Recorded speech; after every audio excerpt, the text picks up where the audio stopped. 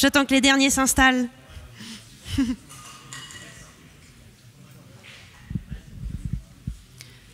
Et merci à tous d'être venus ce soir pour cette conférence. Donc du coup, elle sera présentée par Mickaël Joloun de Terrinovia, qui se présentera un peu plus amplement à l'instant. Du coup, c'est la deuxième partie de cette journée Progressol. Je pense que la plupart vous étiez là cet après-midi pour cette grosse journée. J'espère que vous avez bien apprécié tous les différents pôles. Vous avez vu, on a beaucoup de thématiques autour du sol découvert et que vous avez appris plein de choses lors de cette journée et c'est pas fini. Donc je laisse la parole à Mickaël pour sa présentation. Et puis une petite dernière chose, si vous avez des questions, n'hésitez pas à lever la main. On a un micro, on passera le micro pour que tout le monde entende vos questions et n'hésitez pas à intervenir. Comme ça. Bonsoir à tous. Déjà, merci pour l'invitation. C'est toujours agréable de pouvoir venir présenter un petit peu ce qu'on fait. Donc, je m'appelle Mickaël Joloun, je travaille donc à Terrinovia, donc c'est l'Institut des oléoprotagineux en France. Et j'ai une partie de mon temps aussi qui est dédiée à l'animation d'un groupe technique donc, dans la Nièvre. Peut-être que ça ne vous parle pas tant que ça, mais c'est un département qu'on a en Bourgogne, où justement j'accompagne des agriculteurs sur une transition en semi-direct sous couvert permanent. Alors, je vous dirai pourquoi le permanent, parce que déjà c'est compliqué sans couvert. Alors, pourquoi on s'est rajouté la contrainte du couvert ? Donc je vais vous présenter ça. Donc on a une petite heure ensemble. Alors surtout, le but c'est pas de m'écouter pendant une heure. Si vous avez des questions, vous levez la main. N'hésitez surtout pas, c'est fait pour ça. Donc première chose, donc, je vais vous présenter un petit peu le fonctionnement du groupe. Donc en fait, c'est un groupe sur lequel on a fait le constat où on avait des problématiques de fertilité des sols. C'est qu'en fait, on a fait le constat de plafonnement de rendement et en lien, alors soit avec des problématiques liées à des plafonnements de rendement ou des besoins en mécanisation qui augmentaient. C'est qu'en fait, certains agriculteurs faisaient finalement le constat de dire qu'aujourd'hui, finalement, pour pouvoir travailler leur sol, il fallait au fur et à mesure augmenter les chevaux nécessaires pour pouvoir travailler. Et ils se sont dit à un moment donné, peut-être qu'il faut aussi qu'on travaille différemment, notamment sur le côté matière organique des sols. Il y a aussi donc, des situations où on est en impasse technique par rapport à des gestions sur le désherbage, avec notamment des géraniums ou des vulpins en grande culture. Dans le groupe, je vous présenterai tout à l'heure, on a à peu près 60% de polyculteurs éleveurs. Donc il y a aussi le besoin aussi de rechercher de l'autonomie protéique aussi dans les exploitations. Et puis on a aussi des situations, on a des problématiques de gestion de la qualité de l'eau, notamment en lien avec l'utilisation des herbicides. Donc on a aussi cherché des systèmes où on pouvait justement réduire la quantité d'herbicides et notamment des herbicides racinaires.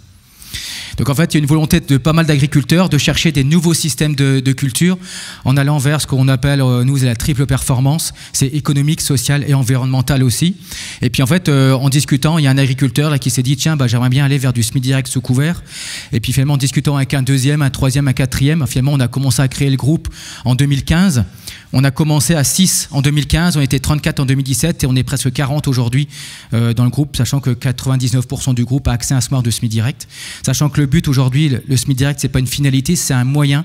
Et nous, la finalité, c'est retrouver de la fertilité dans nos systèmes. Donc quand on peut faire du semi-direct, on le fait. Et quand il faut retravailler le sol pour certaines cultures ou certaines problématiques d'implantation, on n'hésite pas à retravailler le sol aussi. Donc le groupe, en fait, donc vous avez ici, c'est le département de la Nièvre. Vous voyez, donc on a le groupe qui est réparti un petit peu tout partout, avec des polyculteurs éleveurs, des céréaliers et quelques bio aussi qui commencent à intégrer le groupe. Et en fait, on a fait un constat simple, c'est qu'en fait, ça, c'est quelques petites manips qu'on fait en tour de peine et je pense que vos conseillers le font aussi. Ça, c'est une motte de la parcelle et ça, c'est une motte de l'accotement qui est une bande enherbée à côté. Et qu'en fait, on se pose la question finalement dans quelle motte la graine est la mieux armée pour pouvoir bien se développer. Naturellement, on se dit c'est plutôt ça là où on voit qu'on a quand même un peu plus de racines, on voit qu'on est quand même beaucoup plus foncé, donc plus de matière organique. Et là, en fait, ce qu'on voit aussi, c'est que la veille de cette manipulation-là, il était tombé 20 mm. Vous voyez, on voit que dans la parcelle, le sol est encore assez plastique, alors que quand on a des racines, on voit que le sol finalement est quand même un petit peu plus ressuyé aussi. Et donc l'idée c'est vraiment d'arriver à retrouver ces systèmes-là. En fait, des fois quand on part en semi-direct, on nous dit l'objectif c'est de retrouver en fait la forêt. Nous en fait ce qu'on veut c'est reconstituer la prairie, en fait association céréales et puis des légumineuses dans le système. Donc vous avez ici justement les modes de l'accotement et ici les modes en parcelle. Et du coup, l'objectif derrière, en fait, c'est vraiment d'arriver à retrouver de la rentabilité par l'agronomie. C'est pas faire découvert pour faire découvert ou semi-direct pour semi-direct dans les parcelles. C'est vraiment retrouver de la marge avec à la fois l'objectif de régulariser les rendements, notamment en jouant sur des conditions de milieu et sur une fertilité du sol qui permet de retrouver de la fertilité, notamment limiter l'écart entre les parcelles et surtout entre les années aussi. de jouer aussi donc sur le côté réduction des charges opérationnelles, notamment en partant du pari que si on a un sol qui est plus fertile, qui est plus vivant, on a des plantes mieux alimentées aussi, donc plus résistantes aussi aux aléas climatiques ou aux ravageurs, d'avoir justement des parcelles qui soient aussi mieux implantées, donc des plantes qui valorisent mieux les ressources du sol aussi et ce qu'on peut leur apporter. Et puis aussi économie en charge de mécanisation ou de main d'œuvre en partant sur du semis sous couvert. Donc la question qu'on s'était posée au démarrage, c'est finalement comment on s'organise. Est-ce que ça se fait tout seul, chacun dans son coin? Et on est parti du principe en disant que finalement en collectif, c'est aussi une façon de pouvoir aller aussi beaucoup plus rapidement et de sécuriser la transition dans les exploitations. Donc juste pour montrer aussi pourquoi aussi on essaie de travailler beaucoup la fertilité du sol, c'est que vous avez ici un petit cycle simplifié du cycle des éléments dans le sol et toutes les petites pastilles rouges que vous avez, c'est un moment donné où les champignons et les bactéries interviennent. Vous voyez que finalement ils interviennent quand même à pas mal d'états clés aussi au niveau de la transformation et recyclage des éléments au niveau du sol. Et en fait on s'est dit pour faire vivre ces éléments, ces micro-organismes-là, ils ont besoin de carbone et d'azote. Finalement, dans nos systèmes aujourd'hui, l'azote, ce n'est pas forcément le plus limitant. Ce qui est limitant chez nous, c'est surtout le carbone. Alors après, ce que je voulais présenter après, c'est en fait un retour d'expérience par rapport à ce qu'on fait chez nous. C'est surtout pas une recette, hein. C'est un exemple de ce qui est fait. Après, ça a transbossé aussi chez vous. Mais ce qu'on voit surtout chez nous, c'est qu'en fait, au niveau azote, ça c'est pas un souci. Par contre, c'est la question du carbone aujourd'hui et comment on réintègre du carbone dans nos systèmes. Et en fait, pour ramener du carbone, c'est soit on ramène de la matière organique, donc soit des fumiers, des composts, soit on joue sur la thématique des couverts végétaux. Et en fait, on s'est dit aujourd'hui au niveau du groupe, on va essayer justement de maximiser la présence des couverts à l'échelle donc d'un système de culture ou d'une rotation, avec une partie de couverts en interculture qui sont semés donc soit après la récolte ou semés à la volée avant la récolte de la culture, soit des couverts d'interculture longue avec notamment aussi le développement de couverts relais comme ça peut aussi se faire chez vous. Et puis ce qui est intéressant aussi, c'est qu'on essaie de développer une partie de couverts permanents, donc de couverts qu'on va implanter avec une culture. Alors chez nous, plutôt préférentiellement le colza, mais ça peut aussi être, je vous montrerai tout à l'heure, du tournesol ou des métailles, dans l'optique de se dire finalement ce couvert, il va rester en place 2, 3, 4 ans en fonction du niveau de salissement de la parcelle et de l'intensité de présence du couvert. L'objectif, c'est que ce couvert va rester en place ici. L'intérêt, ça vous permet de dire finalement à la récolte de la culture, finalement, je n'ai pas à me poser la question d'implanter ou non un couvert, il est déjà présent. Donc qu'il fasse sec ou humide, il est déjà présent. Et vous verrez qu'au niveau agronomique, il a aussi un intérêt. Donc la finalité de ça, c'est un petit peu le concept qu'on essaie de développer nous sur la partie couvert permanent.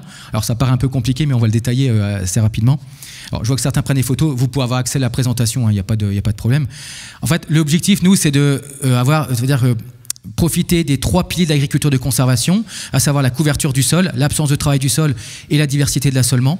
Sauf que finalement, dans le côté couverture du sol, plutôt que partir sur des couverts annuels qu'on va détruire tous les ans, on va implanter un couvert permanent. L'objectif pour nous, la finalité, c'est arriver à augmenter la productivité sur 1 hectare. C'est qu'en fait, avoir la culture de vente, donc soit les colzas, les céréales, le tournesol, et d'avoir aussi une production fourragère en interculture pour pouvoir justement se dire, si on a des animaux, je vous dis tout à l'heure, on a 60% de polyculteurs éleveurs dans le groupe. Si on peut aussi valoriser un peu de fourrage en interculture, c'est toujours ça de prix. Donc soit on restitue la matière organique au sol, soit on l'exporte pour les animaux. L'objectif derrière, c'est d'améliorer la qualité d'implantation, d'améliorer aussi l'habitat, pour se dire aussi si on peut aussi gérer les insectes par notamment le retour d'auxiliaires de culture. Ça peut être intéressant aussi en maintenant un habitat et une couverture de sol qui peut les favoriser. Alors, je ne sais pas si certains d'entre vous sont en semi-direct.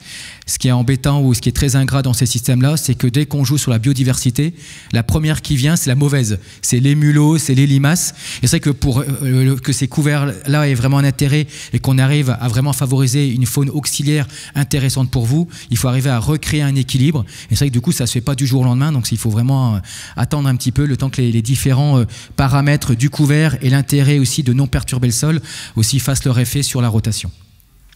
Et après, on va aussi jouer sur l'activité biologique du sol en essayant d'enrichir aussi le sol en matière organique avec notamment les racines et tout ce qui est exudat racinaire. Et puis après, derrière, c'est jouer aussi sur tous ces paramètres-là pour essayer de limiter notamment les intrants, donc les produits phytosanitaires et aussi les apports d'engrais qu'on verra en fin de présentation. Donc ce qu'on essaye de faire au niveau du groupe, c'est travailler sur 4 axes. C'est mieux maîtriser ces systèmes de culture, l'évaluation aussi, parce que quand on a commencé, on voyait beaucoup de photos de couverts, de racines, de vers de terre, sauf qu'à un moment donné, c'est bien, mais il faut aussi essayer de sortir un petit peu de revenus. Donc on s'est dit, en créant le groupe, ce qu'on veut, c'est faire de l'évaluation aussi économique de ces systèmes-là. L'idée, c'est aussi d'accompagner d'autres agriculteurs qui ont aussi de partir en transition. Et puis, si on fait des choses, l'idée pour nous, c'est aussi de montrer qu'on peut avoir un système différent de ce qui est fait aussi. C'est surtout pas vous dire, c'est un exemple, il faut le faire, c'est pas une recette. C'est voilà, on est parti, nous, d'un constat que finalement, on avait des plafonds de rendement, des problématiques agronomiques. En fait, on est parti sur ce système-là. C'est pas un système qui a vocation à être, comment dire, diffusé largement. L'idée, c'est montrer qu'on peut essayer de travailler différemment en essayant d'avoir des objectifs qui sont cohérents avec ce que souhaite le groupe d'agriculteurs. Et donc on travaille beaucoup sur des ateliers éco-conception, je vous montrais tout à l'heure, hein, c'est qu'en fait quand on a commencé ces premiers essais-là en 2012, en fait il n'y avait aucune référence, on ne savait pas trop comment mettre en place un système, donc on s'est dit finalement peut-être qu'à plusieurs on peut arriver à construire quelque chose. Donc en fait on réfléchit entre guillemets sur le papier lors des ateliers éco-conception, les agriculteurs ils repartent avec ces idées-là, ils mettent en place chez eux. On a développé des tours de plaine aussi spécifiques sur ces animations de collectifs. Pour alimenter les ateliers de conception, on met en place pas mal d'expérimentations et puis après pas mal d'échanges aussi au niveau du groupe pour montrer aussi comment ça évolue dans les différentes exploitations et se dire comment ça avance et comment aussi on peut questionner le groupe pour faire évoluer ses propres pratiques. Donc première chose, c'est les ateliers de conception où l'objectif en fait c'est d'arriver à travailler en collectif pour arriver à sortir des systèmes ici qui sont basés sur l'intégration de couverture permanente. Donc en fait on est en salle pendant quasiment 2-3 heures, puis en fait on phosphore notamment avec l'utilisation de post-it en se disant finalement comment on recrée ces systèmes-là. Et en fait à la fin de l'après-midi, on déroule des systèmes et on arrive à ressortir justement, vous voyez, des systèmes ici avec la rotation et les différentes pratiques pour arriver à se dire comment on arrive à mettre tous les wagons dans le bon sens pour recréer des nouveaux systèmes. Alors ça, c'est les systèmes qui sont entre guillemets réfléchis sur le papier. Après, chacun repart avec ces idées-là, le met en application et on le retravaille après derrière lorsqu'on va faire justement les interventions dans les tours de plaine où l'objectif, c'est d'arriver en fait à remettre aussi les agriculteurs au centre des décisions aussi, où chacun revient un petit peu maître aussi de son système. Ce qui est intéressant, c'est que finalement, chaque agriculteur finalement apporte son regard bienveillant sur ce que fait l'autre agriculteur pour l'aider à proposer des systèmes pour faire évoluer aussi ses pratiques. Et puis on a aussi donc une page Facebook aussi qui tourne et puis un réseau WhatsApp, Viber, à peu près la même chose pour justement échanger entre agriculteurs entre les tours de plaine. Et puis pour alimenter tout ça, on a une grosse phase aussi d'expérimentation où on a des essais systèmes de culture, des essais en bande. Alors quand on commence à faire du semi-direct, première chose qu'on fait, on aime bien à la ferraille, on fait des essais semoirs. Alors finalement c'est les derniers essais à faire finalement, c'est finalement votre système qui va conditionner votre semoir et pas le semoir qui va conditionner le système. Donc il faut aussi prendre dans le bon sens aussi.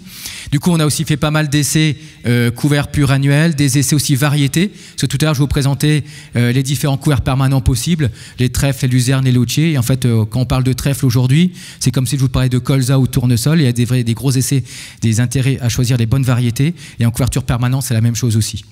Ensuite on faisait des essais micro-parcelles sur tout ce qui est nutrition, fertilisation, engrais localisés, association d'espèces, densité de semis et puis aussi sélectivité, aussi des interventions chimiques qui peuvent être faites.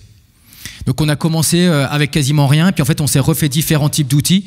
Je vais vous en présenter quelques-uns, notamment une fiche globale ici sur le suivi de la fertilité. En fait, quand on travaille sur la fertilité, à un moment donné, on peut cumuler pas mal de leviers. Le fait de mettre des couverts, de mettre des engrais, de rajouter éventuellement des engrais organiques, c'est qu'en fait, plus on cumule, et à un moment donné, c'est se dire, quand est-ce qu'on sait qu'on a passé la ligne d'arrivée, vous avez un sol qui fonctionne.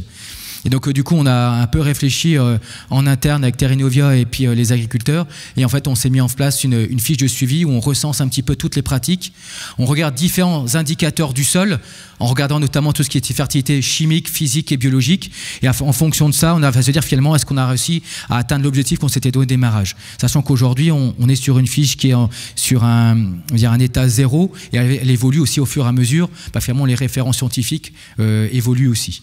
Mais c'est hyper important au démarrage, quand on part dans ces systèmes-là, de se dire vers quoi j'ai envie d'aller et à partir de quel moment je me suis dit j'ai atteint l'objectif de fertilité des sols. Je ne sais pas si vous me suivez un petit peu dans le raisonnement, mais c'est quand même important parce que si à un moment donné, en fait, on peut cumuler pas mal de choses. Des fois, c'est compliqué. Quand on cumule 3-4 leviers sur une exploitation, c'est pas toujours facile à mettre en place. Et des fois, finalement, quand on met que 2 leviers en place, on arrive à faire 80% du boulot ou se dire j'ai atteint ce que je veux faire, c'est quand même pas mal de le savoir aussi. Ensuite, on s'est mis en place un petit tableur Acacia. Alors, ce que je vous présente là, tout ça est libre, open source. Hein, donc, sur notre page Facebook ou sur le site de Terrinovia, tout ça, c'est téléchargeable. Ce tableur-là est disponible aussi. Alors, il tourne que sur Excel. Je suis désolé pour ceux qui sont LibreOffice, mais ça marche que sur Excel. Et en fait, vous pouvez construire votre propre couvert et avoir différents indicateurs pour vous dire finalement est-ce que votre couvert est adapté ou non à votre type de sol et comment le construire aussi par rapport à un objectif de nombre de pieds, d'association par rapport aux cultures suivantes aussi. Et puis un autre tableur aussi sur l'utilisation des analyses de sol. Parce qu'en fait, aujourd'hui, on fait pas mal d'analyses de sol. Puis en fait, on s'est rendu compte que on regarde la valeur de pH, on regarde la matière organique, on regarde le pK, mais finalement, on n'arrive pas trop à piloter ces cultures. Parce qu'en fait, on nous dit finalement, le pK, j'ai telle valeur de teneur, apporter telle quantité de phosphore ou de potasse. Si finalement vous dites, moi, je veux apporter des engrais différents ou je veux faire modifier mes teneurs, c'est pas toujours si simple que ça à faire évoluer. Finalement, l'avantage de ce tableur-là, c'est que vous avez ici une fiche de saisie où vous rentrez toutes les données que vous avez dans votre analyse de sol et après derrière vous pilotez en fait sur des petits tableurs. Là c'est une mesure de pH, vous rentrez vos différentes cultures et vous pouvez vous amuser en disant finalement sur telle culture je mets telle quantité de tel type d'engrais, comment ça fait évoluer mon pH, ou ça vous dit carrément quelle quantité apporter et vous pouvez vous dire finalement faire votre plan de redressement de chaulage en faisant vous-même, parce que des fois quand on fait une analyse de sol il vous dit apporter quelle quantité sur telle culture, des fois vous voulez apporter une autre quantité sur une autre culture, c'est plus compliqué. Là vous le faites vous-même quoi. Pareil ici sur tout ce qui est évolution de la CEC ou de la matière organique ou des analyses type phosphore-potasse, ça vous calcule automatiquement les doses et vous pilotez aussi vous-même. Donc ce qui est intéressant, c'est que tous ces tableurs-là, on s'en sert en collectif et ça permet justement d'animer aussi un collectif et de réfléchir un peu différemment sur des analyses de sol. En fait, la base de partir dans ces systèmes-là, c'est quand même comprendre aussi son sol. Et des fois, j'ai des questions, on rigolait tout à l'heure avec les collègues, mais des questions en disant, tiens, j'ai acheté un semoir direct, qu'est-ce que je fais ? Si on n'a pas déjà regardé ce qu'on a au niveau chimique, physique, c'est compliqué après de dire je pars directement en semi-direct. L'objectif, c'est quand même de raisonner son sol par différents paramètres, et notamment le paramètre chimique. Ensuite, on a développé nos propres couverts d'interculture courte, d'association ou de mélange bio. Donc, je vais passer vite. Cet après-midi, c'était l'occasion de discuter ça. Mais c'est aussi une façon d'animer un peu un collectif en se fédérant aussi autour de différents outils, notamment des couverts. Comme ça, ça permet justement de se dire, on fait des expérimentations sur des grandes surfaces. Et le fait d'avoir le même couvert pour tout le monde, ça permet aussi de voir aussi comment ça bouge en fonction des années. Donc, voilà un peu globalement comment on fonctionne au niveau du groupe et comment on fait de la référence. Je vais passer maintenant aussi du coup au développement justement des couverts. Et c'est qu'on a commencé par du couvert annuel et on décale vers du couvert permanent.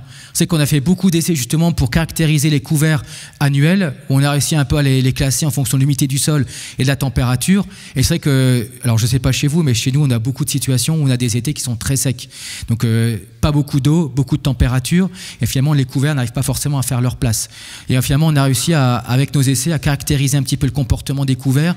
Où quand vous avez ici des sols qui sont très chauds et des sols secs, finalement il y a quelques couverts qui marchent très bien, notamment des composés, tout ce qui est Niger, tournesol, cartam, ça passe assez bien.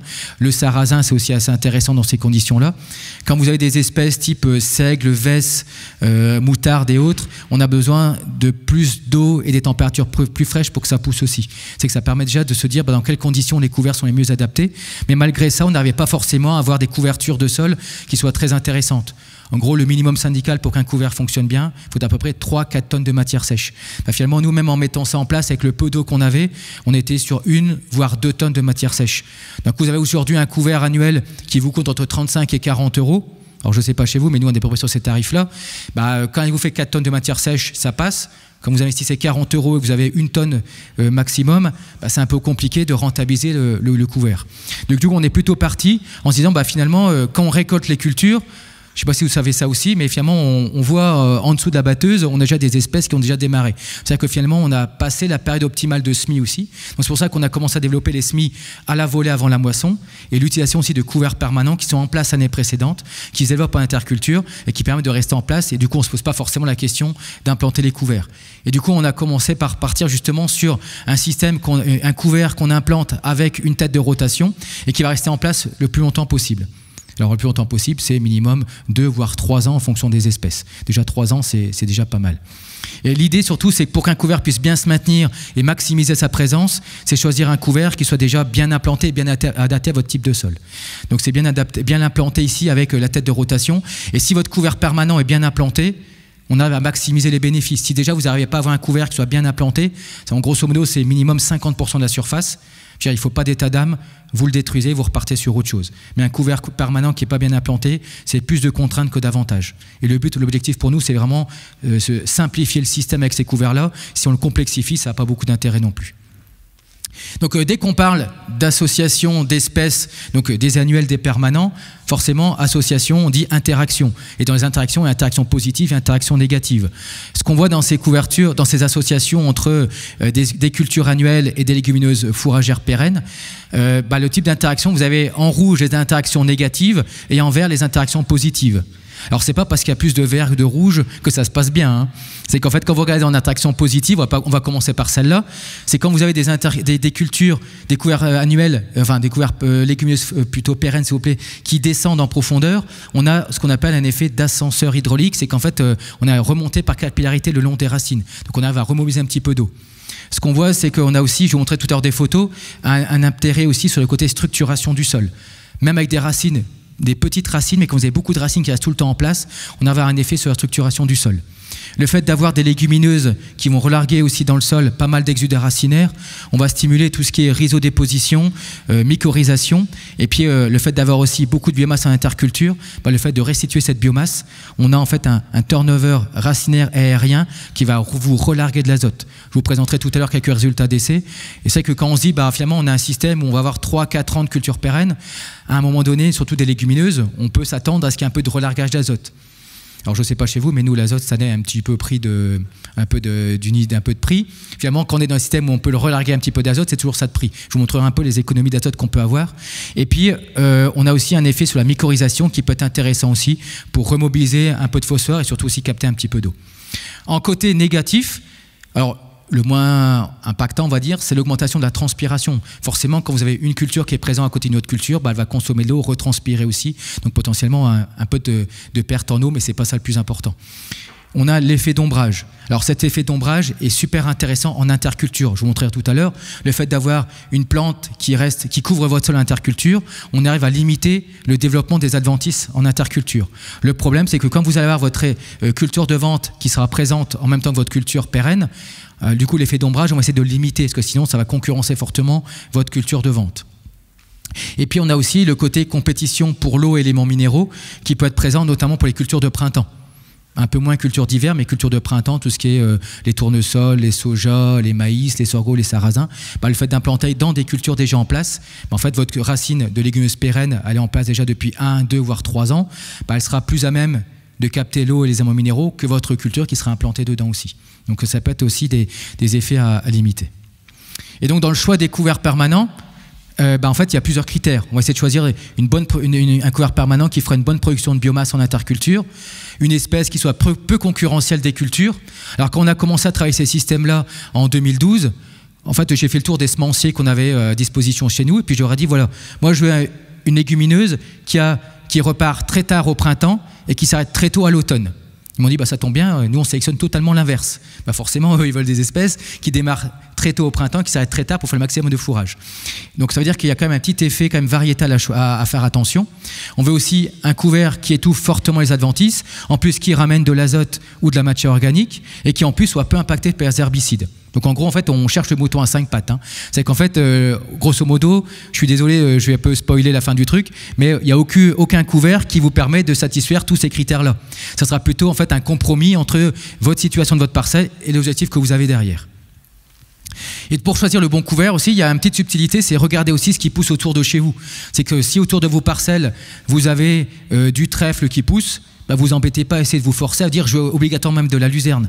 La luzerne ne va pas forcément bien venir. Si vous avez un peu de sainfoin ou des vesses ou des pois de senteur, des trucs comme ça qui poussent autour de vos parcelles, là vous pourrez éventuellement implanter un peu de luzerne. Parce qu'en fait vous avez des conditions de caractéristiques du sol qui sont à peu près équivalentes et qui permettront de bien implanter une luzerne. Donc le but pour nous c'est vraiment d'avoir une couverture et pas forcément se dire je veux forcément imposer tel ou tel couvert. On veut que le couvert soit bien implanté. Et donc pourquoi on est parti sur ces couverts-là ? C'est qu'en fait, on a regardé en termes de couverture annuelle. Aujourd'hui, je vous ai dit, le minimum, c'est 35 € en couvert annuel. Vous rajoutez le coût d'implantation. En général, on est entre 30 et 50 euros en fonction de la largeur du semoir ou du type de semoir. C'est que vous avez entre 65 et 85 euros d'implantation. Alors là, on ne compte pas la destruction, mais déjà l'implantation. Donc si ça vous fait 4 tonnes de matière sèche, ça ne pose pas de problème. Quand vous n'irez pas, c'est un peu plus compliqué. Vous avez un couvert permanent. Il va vous coûter entre 50 et 70 euros en fonction du type de couvert que vous avez. Lui, il est en place pour 3 ans. C'est qu'en fait, votre couvert annuel, il va vous coûter 65 à 85 euros par an. Votre couvert permanent, vous le comptez pour 3 ans, bah, ça fait entre même 9 euros si c'est un trèfle et 23 euros si c'est un lotier. Donc déjà, économiquement, ça passe déjà un petit peu mieux aussi. L'autre intérêt aussi, c'est le côté structuration du sol. C'est qu'en fait, les racines, elles vont pousser quasiment tout le temps. C'est que les samedis, dimanches, il pleut, il fait beau, les racines sont là, elles restructurent. Juste quelques manipulations pour vous montrer. Ça, c'est un profil télescope qu'on a fait dans une parcelle. Donc ça, c'est une parcelle témoin de travail du sol. Alors, faites attention, toutes les parcelles que je vais vous montrer, c'est à peu près chez le même agriculteur, mais des types de sols un peu différents. Donc en fait, vous regarderez que à partir de les premiers horizons, hein, jusque de ici à ici, pas forcément le sous-sol, parce que ça peut bouger. Ça, c'est une parcelle ici où il y a eu des passages réguliers de terrano. Donc on voit une bonne structuration ici sur les 15-20 premiers centimètres du sol. En dessous, on voit que la structuration du sol est bien, mais il y a un peu de prise en masse aussi sur l'hiver. Ça ici, c'est une parcelle, on est en semi-direct de 4 ans, avec des couverts annuels, je l'ai dit, plus ou moins développés, 1 à 2 tonnes de matière sèche. Donc regardez surtout sur jusqu'à quasiment ici. Donc ce qu'on voit, c'est que finalement, vous voyez, les racines ont permis de bien structurer ici en surface, et en plus, on a limité la prise en masse sur l'hiver. Donc ça, c'est les couverts de 4 ans, et ça, c'est une parcelle, un semi-sous-couvert permanent de lotier d'1 an et demi. En fait, on se rend compte quasiment de la même chose, c'est le même profil. Par contre, ce qu'on voit, c'est que le fait d'avoir des petites racines, mais qui sont tout le temps présentes, en fait, finalement, on gagne 50% de temps par rapport à un couvert annuel moyen. C'est qu'en fait, grosso modo, sur ces couverts-là, un couvert permanent de 2 ans vous fait le même boulot de restructuration qu'un couvert annuel de 4 ans. Dans notre contexte, où on a un couvert annuel qui est limité, hein, si vous arrivez peut-être à faire 7 ou 8 tonnes, peut-être qu'en même pas de temps, ça fera la même chose. Quand vous avez un couvert annuel qui est peu limité en termes de potentiel, le couvert permanent redevient peut-être un peu plus intéressant aussi. Ça, c'est un couvert de luzerne de 6 ans. Vous voyez, en termes de restructuration, on est pas mal. Alors attention, ça, c'est un couvert en zone non régulée. Hein. Bon, ça, tout le monde est assis, donc il n'y a pas de problème. En zone non régulée. Le but, c'est pas d'arriver à ça. Hein. C'est qu'on va calmer le couvert, mais là, c'est des zones non régulées. Mais vous voyez, l'idée, c'est vraiment arriver à restructurer le sol en profondeur par la présence à la fois des racines qui vont descendre avec des grosses racines, plus ces petites racines sur le côté qui vont restructurer le sol. Même chose un peu plus précis, vous voyez ici la grosse racine de luzerne et puis les petites racines sur le côté qui restructurent et qui permettent de maintenir aussi le sol. Ça a un gros effet aussi sur la température du sol. Là, c'est une petite manip qu'on a fait en 2018, on l'a reconduit en 2019 et 2020. Avec les étés très chauds qu'on a, alors vous voyez peut-être pas de loin, mais sur un sol nu, à 11h30, on a 44 degrés au sol, sans couvert, et on est à 34 degrés en situation avec couvert. C'est qu'on a un écart de 7 degrés, on a refait la manip à 3h30 de l'après-midi, on a 15 degrés d'écart entre les deux. C'est qu'en fait, l'intérêt de tamponner aussi la température, c'est important aussi pour l'eau, parce que finalement, l'eau va moins s'évaporer quand il y aura du couvert. Et puis aussi pour le côté protection du sol par rapport à tout ce qui est micro-organismes du sol, le fait aussi de tamponner la température, ça permet aussi de les maintenir un peu plus efficaces aussi. L'autre intérêt aussi, c'est production de biomasse. Là, vous avez ici une carte donc, de la Bourgogne. Vous avez ici donc Lyon, la Côte d'Or, la Nièvre, la Saône-et-Loire. Vous connaissez ces cartes-là, hein, plus c'est rouge, plus c'est sec. Ça, c'est les photos qu'on a au mois d'août. Et vous voyez, ici, la Nièvre, on est quand même assez rouge. C'est-à-dire qu'en fait, c'est quand même très compliqué d'avoir des développements de couverts quand il fait très sec.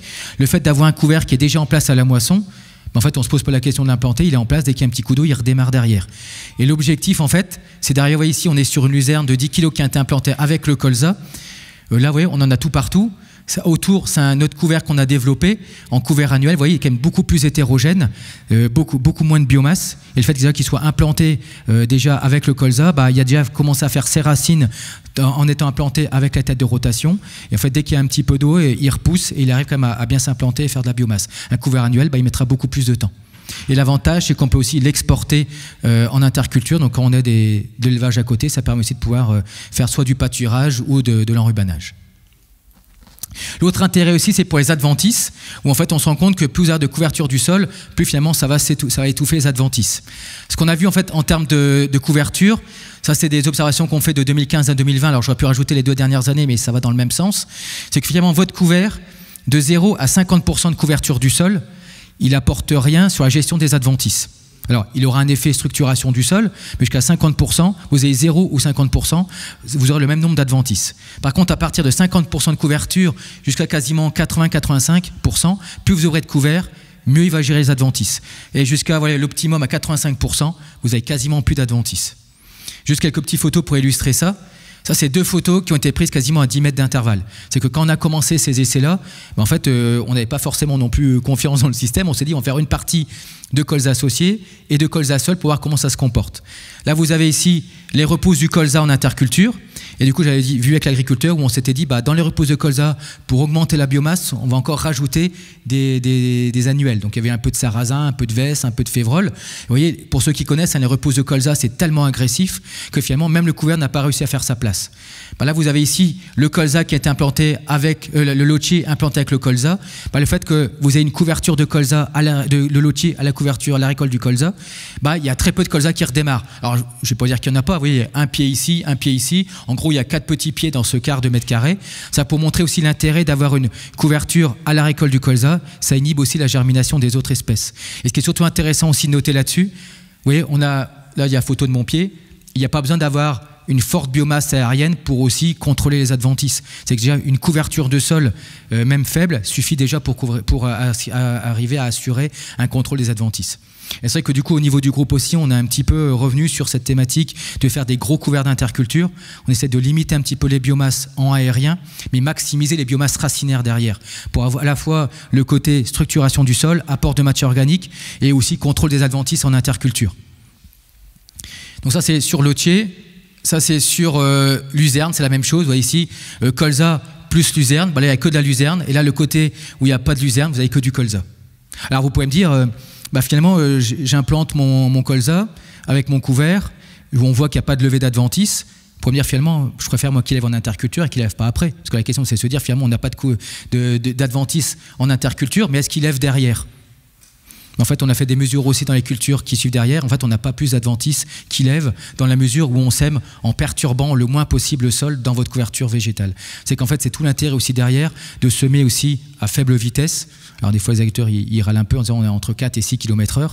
Mais c'est vrai qu'on voit ces systèmes-là. En fait, plus vous allez rouler vite, plus vous allez bouger de terre et plus vous ferez lever des adventices aussi. Et si vous couplez couverture permanente et semis à faible vitesse, vous arrivez fortement à limiter les adventices qu'il va y avoir. Donc je vais passer. En fait, au début, quand on a parlé de couverture permanente, on nous a dit il faut faire de la luzerne, d'autres nous ont dit faites du trèfle. Ce qu'on a fait, c'est qu'on s'est fait des plateformes où on a testé tous les couverts.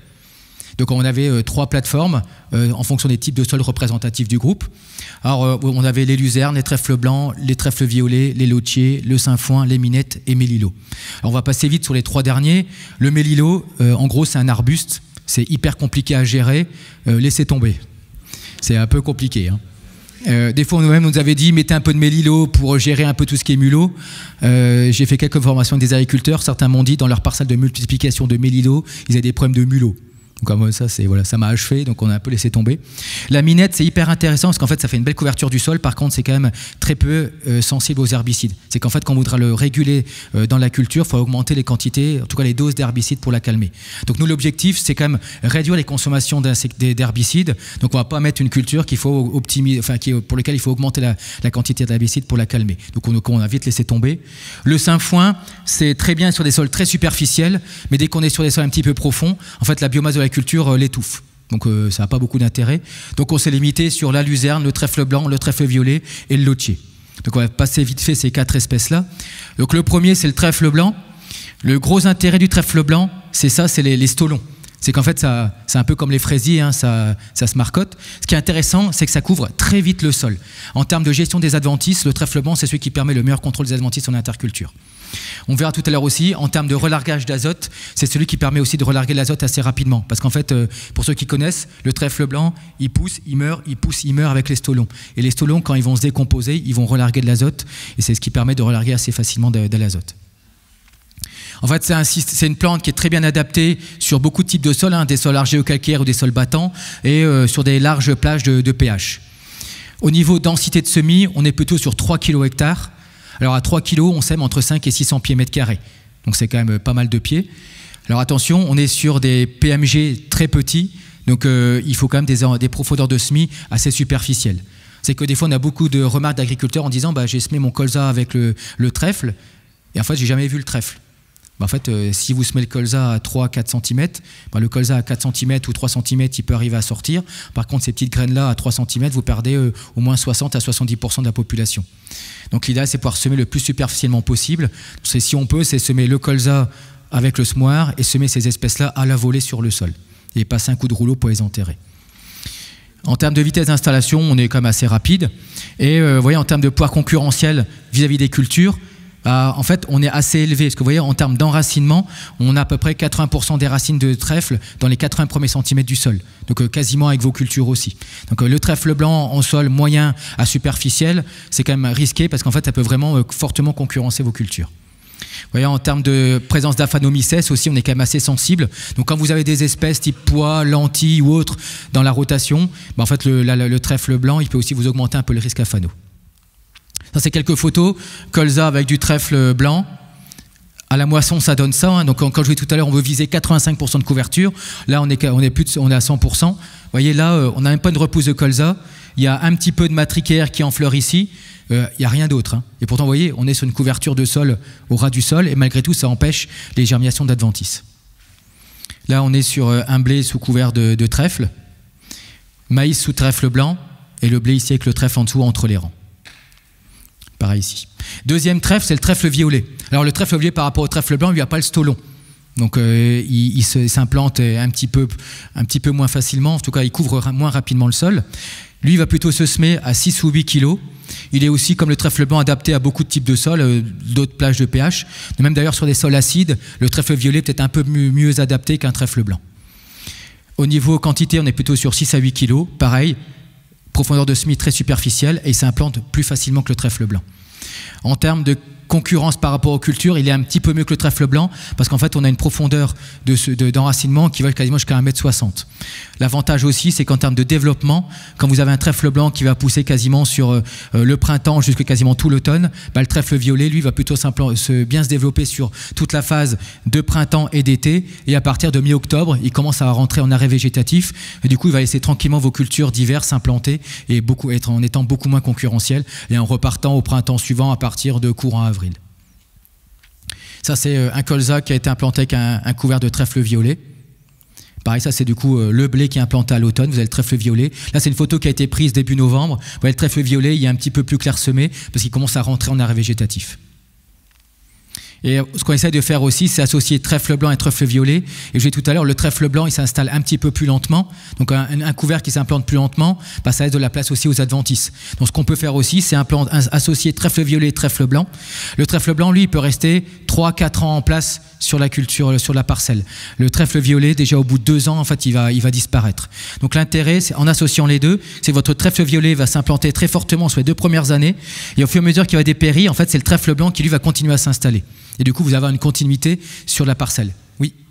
J'ai une question sur la photo là, vous pouvez revenir juste en arrière. Celle-ci ? Ouais. Oui.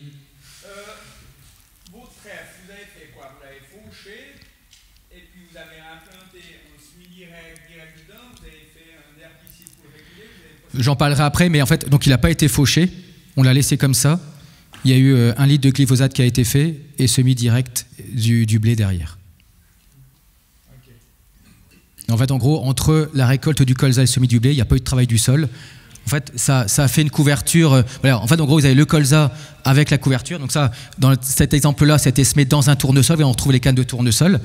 Le trèfle, il y en avait plein la terre. En fait, le trèfle, naturellement, en fait, il va dépérir. En fait, le glyphosate, il sert quoi? Il sert pas à calmer le couvert. Il sert juste, en fait, à dégager les petites graminées qui ont pu passer à travers dans le tournesol. On dégage les graminées, puis en fait, on sécurise l'implantation de la céréale derrière. Oui. Vous avez fait l'essai. Oui. Le trèfle, il n'y a pas trop. Non. En fait, il va pousser sur l'été. Quand vous avez des jours qui vont diminuer, le trèfle violet va se calmer naturellement. Là, en fait, sur la photo, vous avez encore du trèfle là. Là, on est au début novembre.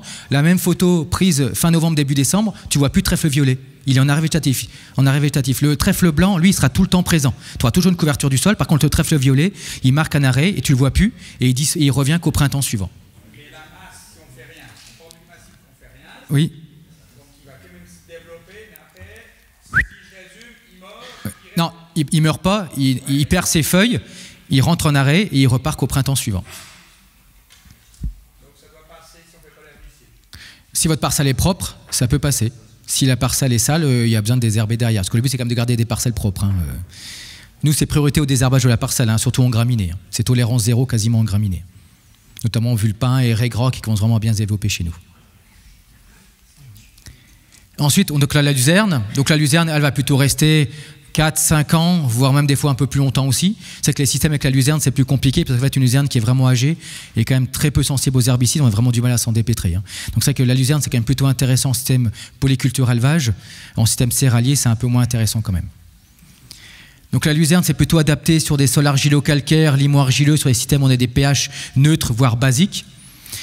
En dose de semis, on est plutôt sur 8 à 10 kg, semi-superficiel, installation comme le trèfle blanc. Au niveau croissance, ça démarre à partir de fin mars, début avril. Ça pousse, en gros, c'est un peu calé sur le trèfle violet. C'est qu'il pousse sur tout l'été et il s'arrêtera à partir de mi-octobre. Donc en fait, il va perdre ses feuilles, il restera plus que les tiges et il repartira qu'au printemps. En termes de concurrence, on est moyen, parce qu'en fait, on a des enracinements qui sont quand même assez superficiels. C'est quand même des systèmes où on a quand même des cultures assez sensibles à la phanomycèse. Donc attention, quand vous avez des pois ou des espèces sensibles, c'est pas forcément adapté. On est quand même assez agressif vis-à-vis des adventices et quand même je vous ai mis sensibilité aux herbicides, j'ai mis vert à rouge, c'est qu'on est vert sur des luzernes jeunes et on est très peu sensible, voire quasiment résistant sur des luzernes qui ont passé 3 ans. Vous voyez quelques photos, hein, ça c'est un blé en direct dans de la luzerne. Pareil ici, donc ça c'est la photo au mois de mars. Ici au mois d'avril, hein, on voit que la luzerne commence un petit peu à dépérir, c'est qu'elle s'est pris une petite dose d'hormones pour essayer de la calmer.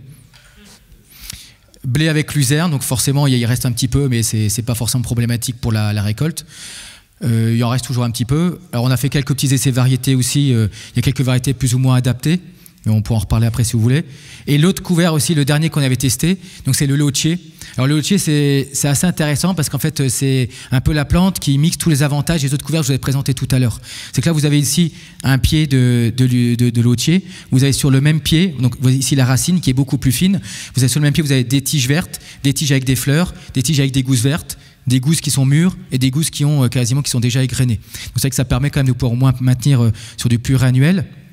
Ce qu'on voit, c'est qu'en termes de faisabilité, c'est une plante qui est assez adaptée sur des sols, on va dire, relativement sains. Si vous avez des sols hydromorphes, le lotier corniculé, c'est pas forcément le plus adapté. Alors, il existe le lotier des dombes. Par contre, en termes de dispo de semences, c'est un peu plus compliqué. C'est pas le même tarif non plus. Donc, on est plutôt resté sur des. En fait, la probabilité qu'on a avec le lotier aujourd'hui, c'est à le maintenir en pluriannuel sur des situations en fait où on a des conditions d'humidité fortes sur l'hiver.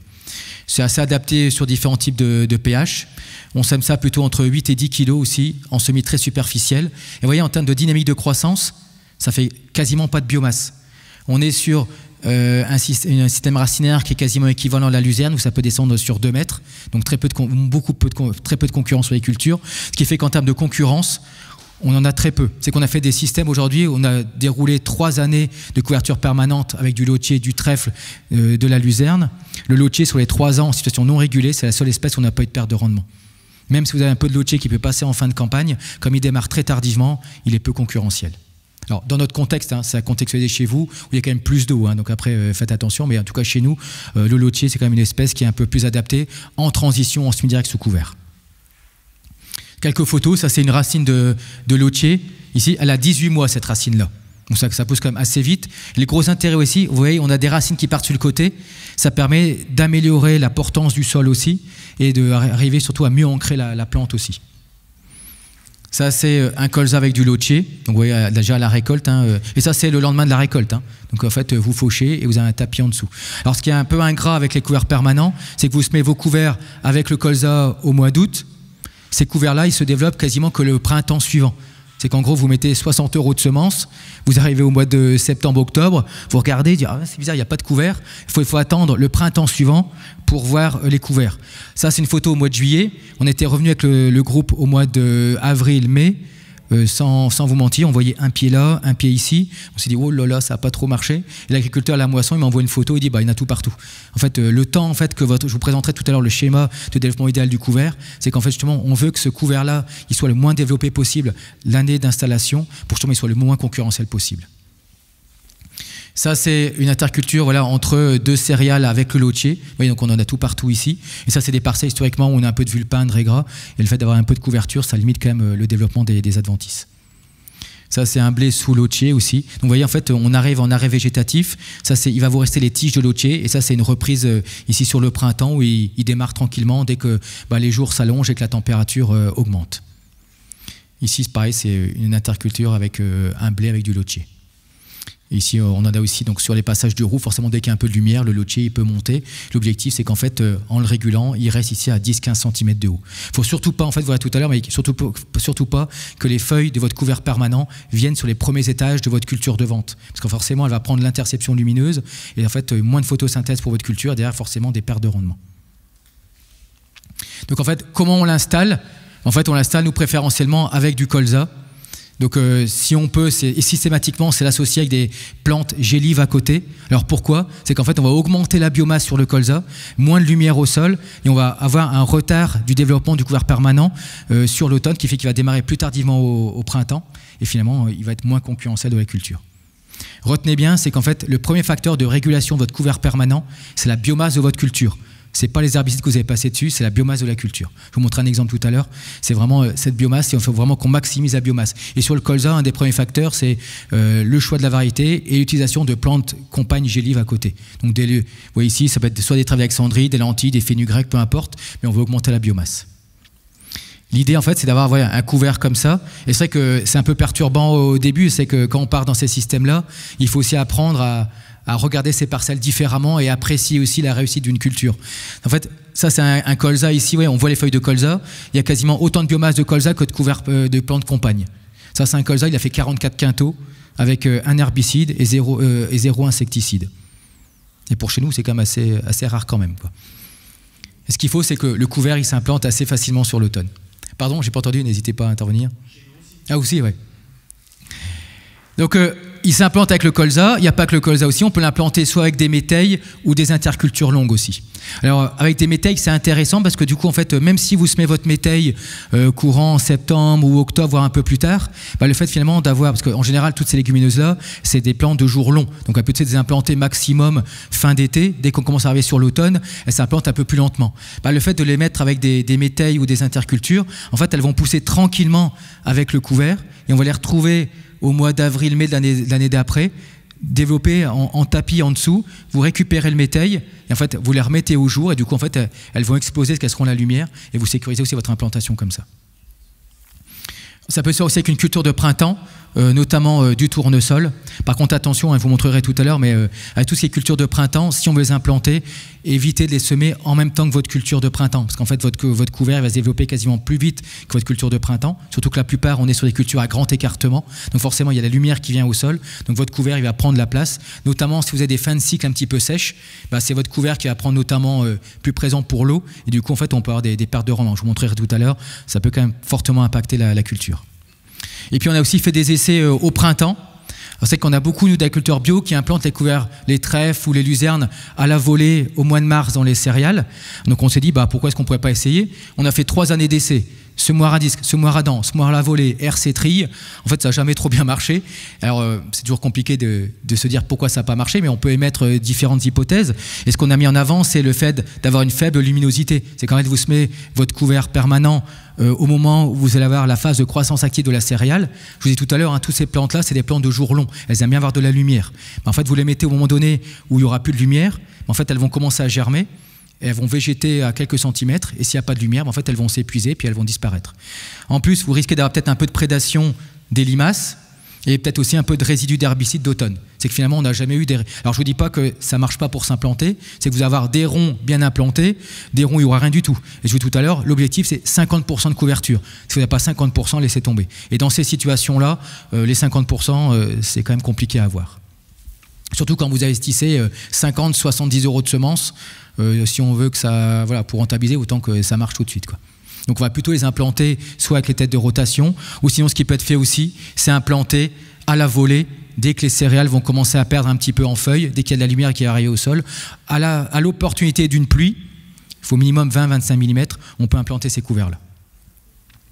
Un autre point de vigilance aussi, c'est qu'une fois que vous avez implanté vos couverts, notamment avec des colzas, il y a une petite subtilité. Je vais tout à l'heure, en fait, ce qu'on veut viser, c'est 80% de couverture. Vous récupérez votre colza. Alors, je pense que ça fait peut-être un petit peu de bruit. Non, ça, ah si, il y a un peu de son. En fait, vous avez une recommandation, mais qui est quasiment une obligation aujourd'hui, c'est broyer votre colza avec les couverts. Donc en gros, une semaine après la récolte, on conseille, nous, c'est de passer le broyeur, même si la parcelle est propre. Hein. Ça a deux objectifs. Le premier, c'est stimuler les bourgeons axillaires. L'exemple ici, c'est ce côté ici. Vous avez en fait l'évolution de la pourcentage de couverture du sol ici, de 0 à 80%. Vous avez ici en situation broyée et en situation non broyée. En bleu, c'est au mois d'août, septembre et octobre en vert.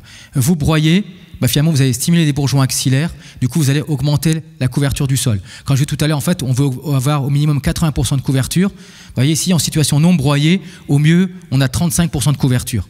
Dans notre contexte de pluviométrie, après avoir chez vous. Mais c'est-à-dire qu'en fait, il reste encore 70% de la surface où potentiellement il peut y avoir des colzas ou des adventices qui vont germer. Donc le fait de rebroyer, on augmente la biomasse.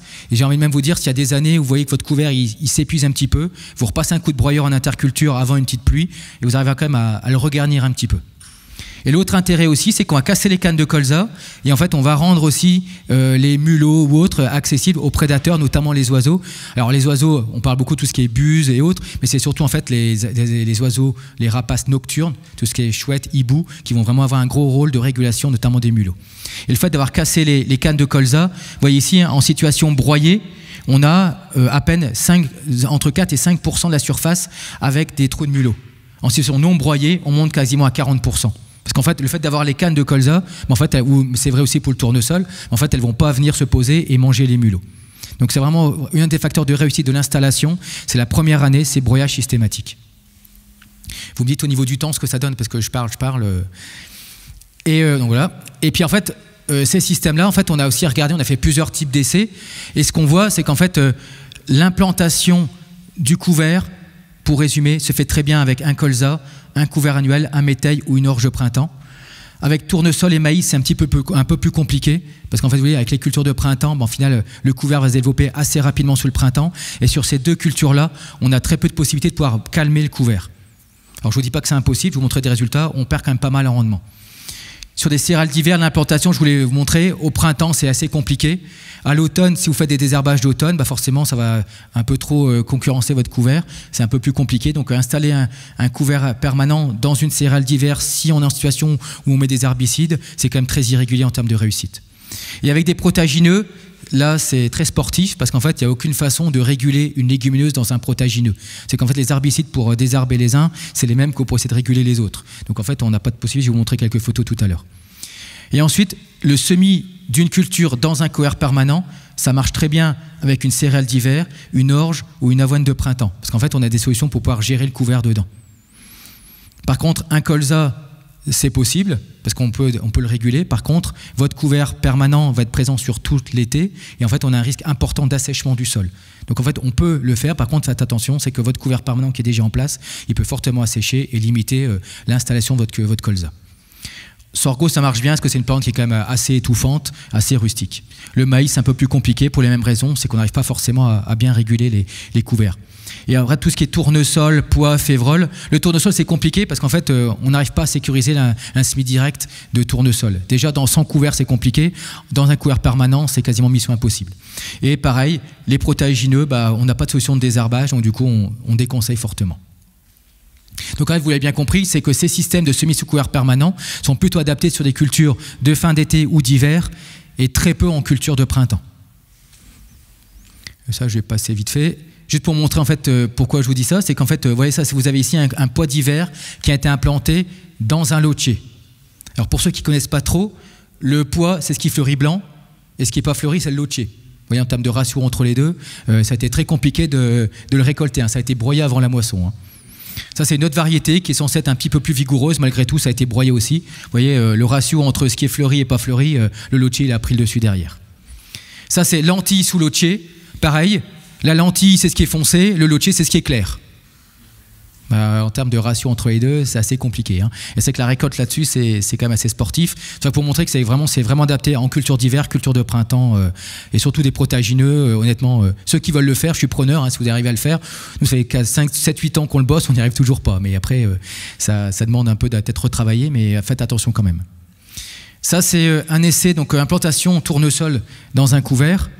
Donc là, c'est un petit peu mon dada depuis 5-6 ans, arriver à réussir à faire du tournesol en SD. Donc il y a une partie qui était implantée en TCS, une partie en SD. Ça se voit peut-être pas bien sur la photo, je vais plutôt vous montrer. La limite de l'essai, c'est là. Je ne sais pas si vous voyez bien. Au-dessus, ça va? Au-dessus, ça a été implanté en TCS, là c'est du SD. Donc on n'y est pas encore tout à fait, quoi. Pourtant, il y a des situations où on a essayé de s'amuser à faire ce qu'on appelle le pré-traçage. C'est qu'en fait, on passe le semoir à vide quelques jours avant. Parce qu'en fait, ce qui est un peu compliqué, c'est qu'en fait, on sème le tournesol en direct en culture, on n'a quasiment rien qui lève. Vous semez du tournesol en interculture, on a une super levée. Et en fait, ce qui limite, c'est le positionnement de la graine et surtout la température du sol. Donc on sait peut-être qu'en pré-traçant, on peut peut-être arriver justement à réchauffer davantage la ligne de semis pour sécuriser le tournesol. Bah, même là, c'est compliqué. Donc il y a encore un peu à bosser, il y a quand même des choses intéressantes à faire, mais c'est un peu plus compliqué. Malgré tout, on arrive quand même, hein, ça c'est un tournesol avec du trèfle violet qui a été implanté en semi-direct. Donc il y a quand même des réussites, mais c'est quand même très très irrégulier quand même. Là, c'est l'installation d'un trèfle violet porte-graine avec le tournesol. Donc là, c'est que finalement, c'est tout bénéf, parce que finalement, on a le même semis pour le tournesol et le trèfle violet. Derrière, récolte du tournesol, pâturage du trèfle violet, enrubanage au printemps, récolte de la semence derrière. Donc finalement, même si on perd, dans ce tournesol-là, il a fait 26 quintaux, quand le tournesol pur, on a fait 32. Donc finalement, quand on regarde on peut perdre sur le tournesol, par contre, économiquement, quand on ramène les deux, c'est un calcul après à faire aussi en fonction des orientations des exploitations. Ça, c'est du maïs sous trèfle blanc. Donc vous voyez ici le maïs tout seul et le maïs sous trèfle. Visuellement, il n'y a aucune différence entre les deux. Vous passez la batteuse, il y a 15 quintaux d'écart entre les deux. Parce que forcément, j'ai dit tout à l'heure, sur les cultures de printemps, mais en fait, votre racine de trèfle, de luzerne ou de lotier, elle a déjà de l'avance sur votre culture de printemps. Donc forcément, elle est prioritaire sur l'eau et éléments minéraux. Et donc forcément, il y a de l'impact derrière. Et là, l'inconvénient, c'est que le maïs, on ne peut plus trop désherber à partir de 6 feuilles pour ne pas trop taper la fertilité des épis. Alors que c'est à un moment donné où on aurait besoin de réguler le maïs, et enfin, en tout cas, le couvert dans le maïs. Et là, on ne peut pas forcément le faire. Donc attention quand même, quoi. L'implantation, je pourrais dire que dans ces situations-là, on va essayer de semer un petit peu plus creux aussi, semer pas très vite, 4-6 km/h. Densité de semis, on essaie un peu d'augmenter, mais pas forcément de trop. Tout ce qui est limon, il n'y a pas forcément d'augmenter la densité de semis. Par contre, en argile au calcaire, on peut augmenter de 15-20% la densité. Bon, je ne vais pas passer là, mais il y a aussi des questions par rapport à l'engrais localisé, sachant que quand vous êtes dans des systèmes où vous ramenez de la matière organique, parce qu'il y a beaucoup de gens qui ont aussi de la matière organique qui ramènent dans vos parcelles, l'engrais localisé vous sert quasiment à rien. Un truc qui est important, c'est quand vous semez en direct, c'est roulage systématique. Alors des fois on se demande à quoi ça sert. Ben, en fait, faites une partie roulée, une partie pas roulée, on voit la différence entre les deux. Donc c'est pas forcément du temps de perdu.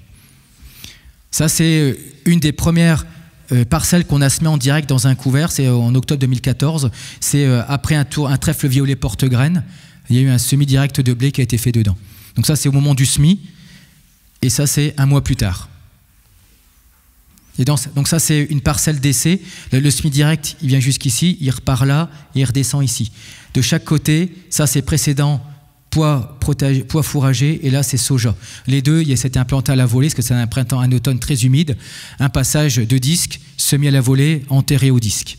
Ça c'est ici semi-direct dans le trèfle violet que je vous montrais tout à l'heure. C'est une parcelle qui a un potentiel de chaque côté. Ici on a 85 quintaux, on a fait 85 quintaux. Ici à votre avis on a fait combien ? 85 quintaux, j'ai entendu, merci. Personne qui a répondu, c'est pas grave. Mais en fait, juste pour montrer que dans ces situations-là, c'est pas uniquement réservé à des parcelles à petit potentiel. 85 quintaux, pour nous, c'est quand même un potentiel assez important. C'est qu'on peut quand même aller chercher un peu de potentiel, même dans ces situations-là. Ce côté désherbage, régulation, à chaque fois qu'on fait des interventions comme ça, la première question qu'on me dit, c'est quel est le programme herbicide pour contrôler le couvert ? Sauf qu'aujourd'hui, il ne faut pas raisonner comme ça. C'est qu'en fait, votre premier facteur de régulation de votre couvert, c'est la biomasse de la culture. Ce n'est pas l'herbicide que vous allez mettre dessus. Donc, on raisonne en biomasse en jouant sur l'effet extinction lumineuse. Augmenter la biomasse, resserrer les rangs, choisir des espèces qui ont des pores soit hauts ou étalés pour limiter la lumière qui vient au sol. Et après, une fois que vous avez géré ça, vous aurez un effet de la régulation chimique. L'objectif, c'est d'éviter d'avoir ça. C'est cet effet d'ombrage où votre couvert il passe au-dessus de la céréale. Un autre essai, ici vous voyez une luzerne, ici une zone non régulée, et ici une zone régulée avec un passage d'hormones par exemple. Et, on ne va pas trop parler phyto là, mais c'est surtout régulé avec des hormones. Donc c'est pour montrer, hein, on peut avoir ici, en situation de blé seul, on avait quasiment 65 quintaux, blé plus suzanne régulée, 65 quintaux, non régulé, on était quasiment ici à 57 quintaux. C'est qu'on perd 12, 13 quintaux à peu près quand c'est pas bien régulé. Le développement idéal du couvert, c'est ça en fait, c'est quand il essaie d'avoir l'implantation, l'année d'implantation, votre couvert normalement, il doit être quasiment inexistant. Il ressort à la fin de votre culture, quand on commence à avoir de la lumière dans la végétation, vous récoltez la culture, la biomasse, elle explose, en fait il y a de la lumière, donc forcément votre couvert permanent, il se développe. Vous pouvez ici le rabattre soit en faisant pâturer, en broyant, tout ce que vous voulez, et en fait dans votre culture, l'objectif c'est de le maintenir maximum à 1 tonne de matière sèche à épiaison de la céréale. Alors 1 tonne de matière sèche, je ne sais pas vous, moi ça ne me parle pas des masses, retenez c'est 10-15 cm de haut. Et en termes ici de régulation, vous avez 3 moments différents, soit ici à l'implantation, au printemps, et sur ici la phase d'automne. Sur la phase d'automne, la régulation ne sert pas forcément à grand chose. On dit tout à l'heure, la luzerne, le lotier, le trèfle violet, ils rentrent en dormance à partir de mi-octobre. Donc en fait, il n'y a aucun intérêt à balancer un petit herbicide à ce moment-là. Le trèfle blanc, ça peut avoir un intérêt parce qu'en fait, il reste vert tout le temps. Donc psychologiquement, ça peut être aider à se dire, on calme un petit peu le trèfle, sachant qu'à cette époque-là, le couvert permanent n'est pas une adventice, il n'est pas concurrentiel de la culture. Ce qu'il faut surtout viser, c'est qu'en fait, il faut que votre couvert soit le plus bas possible à partir du stade de nœud. Alors, je ne vais pas trop détailler les couverts ici, parce que ce serait trop long, mais en tout cas, la régulation, on a mis à peu près 3 ans à définir des programmes de régulation en fonction de chacune des espèces, en fonction de la dynamique de reprise au printemps. Aujourd'hui, il faut surtout retenir, c'est que la régulation du couvert, c'est plus forcément un problème. La question qu'on a chez nous, c'est finalement comment on implante les couverts dans des contextes où on a des étés relativement secs, où on a des difficultés à maintenir nous le colza dans la rotation. Juste pour montrer l'exemple, en fait, de dire qu'il ne faut surtout pas baser ça, la régulation, uniquement sur le côté chimique. C'est que vous avez ici un exemple, c'est un agriculteur, en fait, il y a eu un petit problème au niveau du semis, c'est qu'en fait, il a semé 1 rang sur 2. Donc là, c'est un semis au 750, donc 16,6 d'écartement. 1 rang sur 2, ici on a 32 cm, là on a 16 cm. Ça, c'est une photo au mois de mars de l'année, de 2019. Ça, c'est au mois de mai. On a fait des biomasses. Donc, dans cette situation-là, il y a eu le même programme de régulation, 2 fois de fluoroxypyr qui a été implanté sur la parcelle. Donc on est quand même sur un programme, on va dire, assez exigeant en termes, assez sécuritaire en termes de régulation chimique. Malgré tout, on fait les biomasses à épiaison. On a 600 kg de lotier en matière sèche à l'épiaison sur le petit écartement et 1 tonne d'œufs à grand écartement. Je vous l'ai dit tout à l'heure, il faut viser minimum, enfin maximum 1 tonne. Parce que finalement, avec un programme herbicide qui était quand même assez costaud, sur le petit écartement, on est largement en dessous, on aurait pu se passer de régulation. Sur le grand écartement, on n'y arrive pas. Il faudrait retenir toujours dans ces systèmes-là, c'est vraiment la biomasse de la culture qui est important à valoriser et pas uniquement le programme herbicide. Il ne faut pas résoudre ça, sinon en fait on va droit dans le mur. C'est vraiment une réflexion globale du système à avoir. Faut réinventer les tiers techniques dans ces systèmes-là. L'intérêt, c'est aussi pour montrer que finalement la gestion de l'azote est aussi importante pour réguler les couverts. Et c'est vrai que vous voyez ici, quand on est sur des situations en 0 azote, en fait, on a une biomasse des cultures qui est relativement faible. Donc, vous voyez, tout ce qui est jaune, c'est le lotier. Et vous voyez, moins c'est jaune, mieux c'est régulé. Vous voyez déjà à la dose X-30, on a déjà beaucoup moins de biomasse. À la dose X, on a quasiment plus de lotier. C'est pour montrer justement que aussi jouer sur la biomasse de la culture, c'est un facteur de régulation. C'est pas uniquement le côté, retenez, c'est pas le côté chimique, c'est aussi favoriser la biomasse de la culture. En fait, en voyant ça, on s'est dit, finalement, peut-être qu'on peut aussi jouer, du coup, sur la hauteur aussi des espèces. Et depuis 2 ans, on commence à regarder, donc on a fait les premiers essais déjà en 2019, où on essaie de mettre une relation entre la hauteur de la culture et le pourcentage de couverture de la luzerne, du trèfle ou du lotier.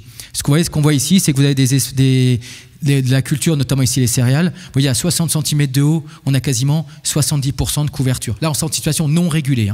On a 70% de la surface qui est concernée par la légumeuse pérenne.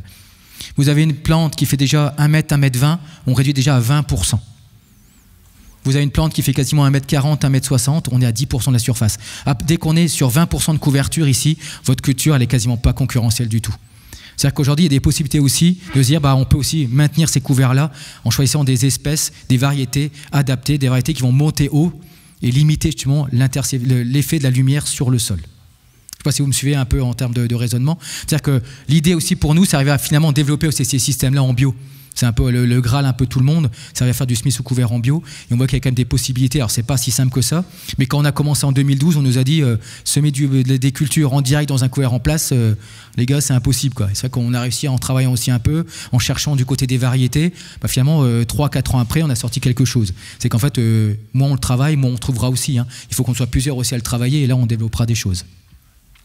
Donc, vous voyez, il y a quand même des possibilités en jouant déjà sur la culture pour déjà contrôler la couverture. Et je vais finir pour le côté nutrition des plantes, où finalement aujourd'hui, on se dit, vu les coûts d'azote, le fait d'avoir des légumineuses en place, peut-être qu'à un moment donné, elles vont nous ramener un petit peu d'azote. Donc en fait, on a commencé à travailler ces espèces-là, puis en fait, on s'est un peu rapproché justement des chercheurs qui bossaient sur les prairies, association céréales légumineuses. Et puis on a vu avec eux, finalement, à quel moment la légumineuse peut avoir un intérêt, notamment en relargage d'azote. Là, vous avez un petit schéma qui résume un petit peu l'intérêt des couverts permanents sur le long terme, parce que forcément, vous n'allez pas avoir d'effet direct de la légumineuse sur la céréale. En fait, vous allez implanter votre culture avec le colza. La première année, je l'ai dit tout à l'heure, l'objectif c'est que le couvert permanent soit le plus discret possible. Donc il n'y a pas du tout d'effet de relargage d'azote sur le colza. Par contre, si vous arrivez à implanter des couverts permanents qui soient bien implantés, un colza bien implanté, là pour le coup, sur le colza, on peut essayer de réduire un peu la dose de 20 à 30 unités. Mais le couvert permanent n'aura aucun intérêt. L'année d'après, votre couvert il sera à 100% en place. Donc vous avez tout à l'heure, en fait, quand vous avez semé par exemple 3 kg de trèfle blanc, vous avez semé 5 à 600 pieds de trèfle blanc à l'hectare. Vous faites votre interculture entre le colza et le blé, les 5 à 600 pieds, vous les avez. Vous avez tout à l'heure les photos, on est à près de 100% de couverture, vos pieds ils sont là. L'année qui suit, vous n'avez pas forcément de disponibilité en azote. Parce qu'en fait, ce qui va surtout vous ramener de l'azote, c'est soit la décomposition de la litière, donc notamment les feuilles qui vont retomber au sol, la présence d'exudats racinaires, notamment le relargage d'ammonium dans le sol qui sera utilisable pour la légumineuse pérenne mais aussi la culture. Et puis c'est aussi la décomposition des racines. Et c'est surtout ça qui va vous ramener de l'azote. Donc quand vous avez tous vos pieds qui sont présents l'année d'après, il n'y a pas de relargage d'azote. La seule culture qui peut relarguer de l'azote, on va dire l'année d'après, ça peut être le trèfle blanc. Je vous disais tout à l'heure, en fait, c'est surtout composé de stolon. Ça pousse, ça meurt, ça pousse, ça meurt. Le stolon, lui, quand il va se décomposer, on est sur un C/N qui est relativement bas. Il peut vous relarguer de l'azote 10-15 unités. Par contre, la deuxième année, vous avez passé de 500-600 pieds à 150-250 pieds mètres carrés. Vous divisez quasiment par deux le nombre de pieds. En fait, les pieds, ils ne s'évaporent pas, ils se décomposent, et là, ils vous relarguent de l'azote. Ici, on peut économiser 20-30 unités d'azote. Troisième année, vous descendez quasiment à 20 à 50, 80 pieds mètres carrés. Quand ça va se décomposer, là, vous pourrez récupérer entre 40 et 60 unités d'azote à l'hectare. Ça marche uniquement si vous avez un couvert qui est bien implanté et qui couvre bien le sol ici. Quand vous avez 30% de votre sol qui est couvert, vous avez 0 azote qui va être libéré. Vous avez 85% de couverture, au fur et à mesure qu'il va se libérer, vous avez un peu de relargage d'azote. Alors ça, je vous dis, dans nos contextes, après ça à contextualiser chez vous aussi, mais dans nos contextes, on voit plus on va laisser le couvert en place, et plus il aura un intérêt en termes de relargage d'azote.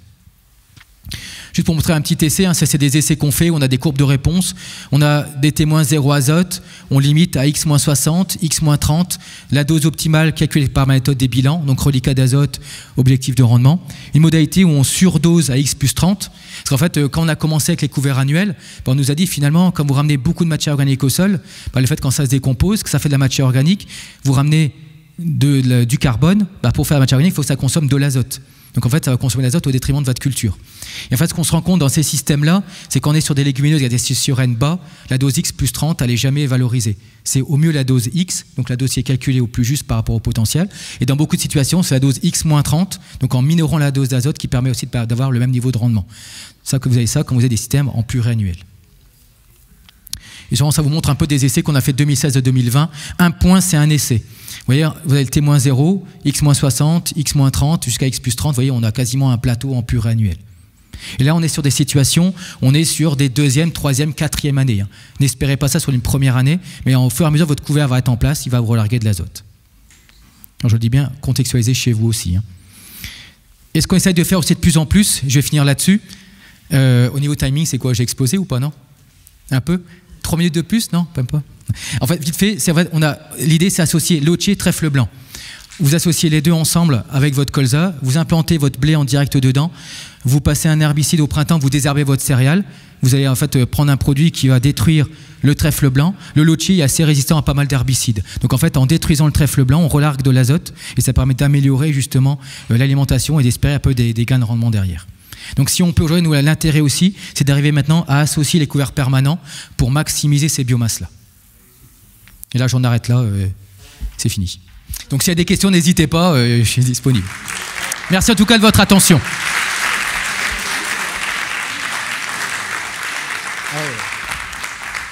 Désolé, j'ai un petit peu explosé le timing.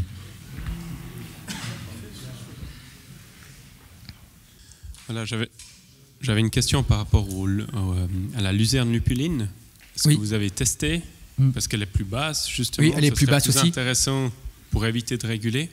Non, parce qu'en fait, elle monte quand même un petit peu. C'est qu'en fait, elle monte quand même et elle peut quand même arriver sur les premiers étages de vos cultures de vente. Donc, il y a quand même une régulation à faire. Le problème, c'est que la luzerne lupuline, elle est même sur des stades jeunes, elle est très peu sensible aux herbicides. C'est un peu comme la minette. C'est qu'il faut augmenter un peu les doses d'herbicides pour la réguler. Et l'objectif pour nous, c'est vraiment d'arriver quand même à contenir quand même la dépense herbicide. Dans toutes les cultures où il fallait augmenter un peu la dose d'herbicide, on a laissé tomber.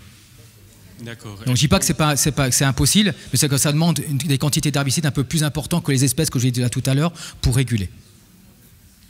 Ouais. Et du coup, dans un système sans herbicides, c'est pas envisageable?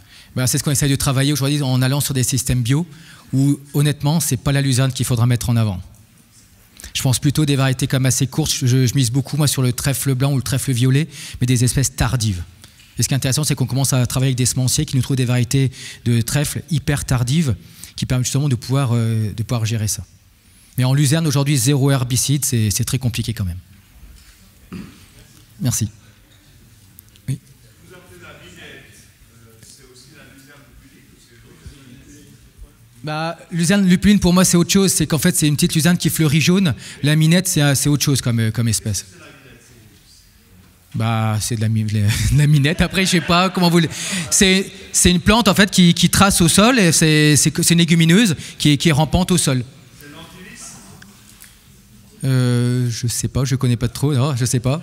Enfin, minette, pour nous c'est la minette, mais après, je sais pas comment c'est dénommé chez vous, mais je sais pas du tout. Je peux pas vous dire. Si vous voulez, on regardera un peu le nom latin des deux, mais je sais pas du tout. Je suis désolé. Et comme c'est une espèce qu'on a vite abandonnée, je ne suis pas un expert de la minette non plus. Je ne sais pas s'il y a d'autres questions. Oui, là-bas.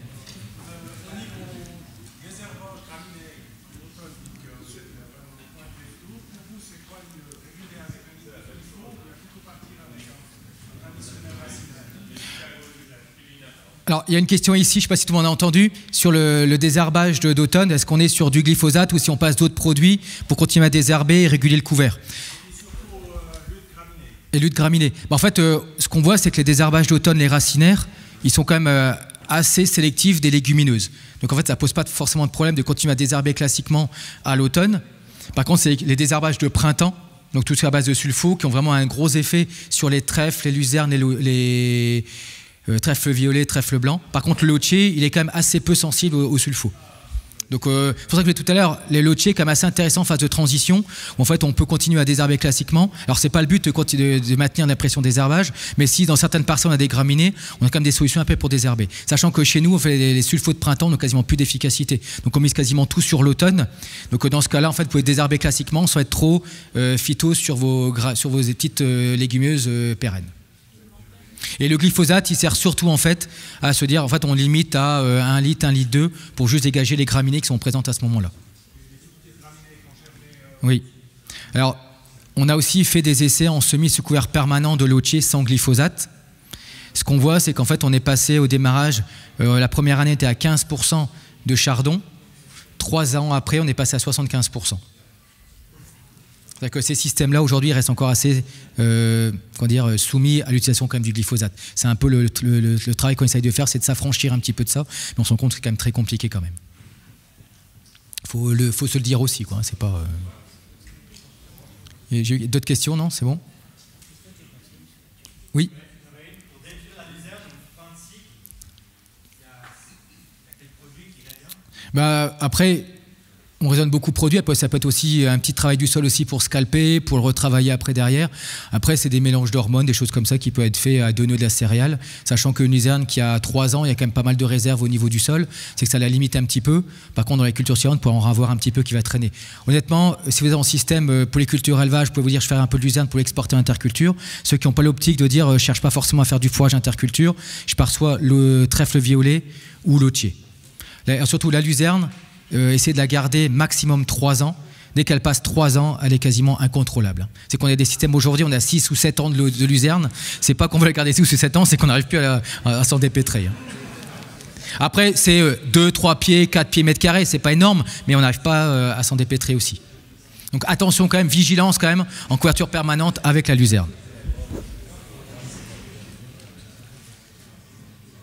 D'autres questions, c'est bon ? Merci de votre attention.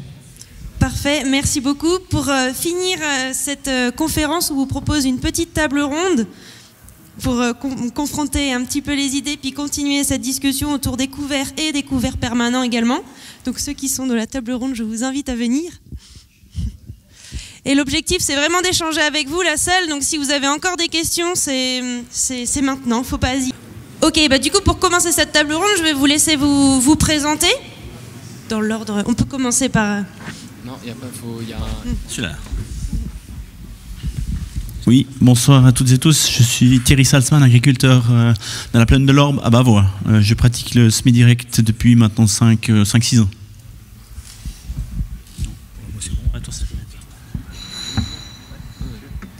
Alors bonjour à tous, Nicolas Courtois, donc conseiller pour Agri Genève, donc on est sur le canton de Genève. Ça fait 13 ans que je suis sur place et puis j'anime un groupe qui est pas mal basé sur le semi-direct et les couverts végétaux. Voilà.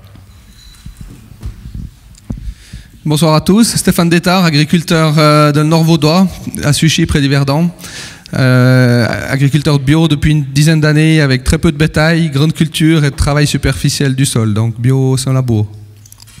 La première question, c'est quand on parle de couverts végétaux, notamment on parle choix des espèces et implantation. Dans vos expériences en tant que conseiller ou agriculteur, qu'est-ce que vous recommanderez par rapport à ces couverts? Qu'est-ce que vous faites sur vos domaines? Peu importe. Hein. Qu'est-ce que je fais? Alors ça dépend pour entre quelles cultures ça se trouve. Si c'est un couvert court, j'ai aboli, entre 2 céréales notamment, j'ai aboli les céréales pour éviter les transferts de maladies. Et puis j'essaie de mettre un maximum d'espèces, respectivement entre 10 et 12, 10 et 15. Aussi essayer de mettre un maximum de légumineuses. Et puis essayer de limiter trop les densités de semis pour des raisons économiques, parce qu'en général c'est pas très payant en termes de biomasse. Si on veut de la biomasse, il faut mettre des graines. Est-ce que tu aurais un exemple de mélange? Alors je suis pas capable de sortir les quantités, mais dans les mélanges couverts courts, on met radis chinois, on met tournesol, d'ailleurs ils viennent de chez moi ceux-là. On met qu'est-ce qu'on met? Sarrasin, Niger, pois fourragés, Vesse, Févrole pour les principales. Peut-être pour compléter Thierry, si vous pouvez retenir 2 choses. En couvert court, donc avant des semis-d'automne, avant du blé ou de l'orge, le pois fourragé marche très bien chez nous. Hein. C'est un cycle d'environ 3 mois, donc on n'est pas si mal. Si on sème ça mi-juillet, pour aller jusqu'en octobre. Et une autre plante qui marche très bien aussi, mais plutôt avant une culture de printemps, ça c'est la veste commune. La veste commune, c'est comme le pois fourragé, mais qui va durer un peu plus longtemps à l'automne. Donc si on veut retenir 2 choses, pois fourragé avant les cultures d'automne, type céréales, et veste commune avant les cultures de printemps qui aiment bien l'azote, qui va durer un peu plus tard dans le cycle. Et comme dit Thierry, très important, bien respecter les doses.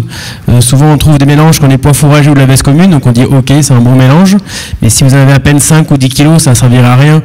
Le pois fourragé, la veste commune, c'est 100 kilos, sa densité pleine, donc visez au moins 20, 25, 30 kilos par hectare pour avoir une belle couverture.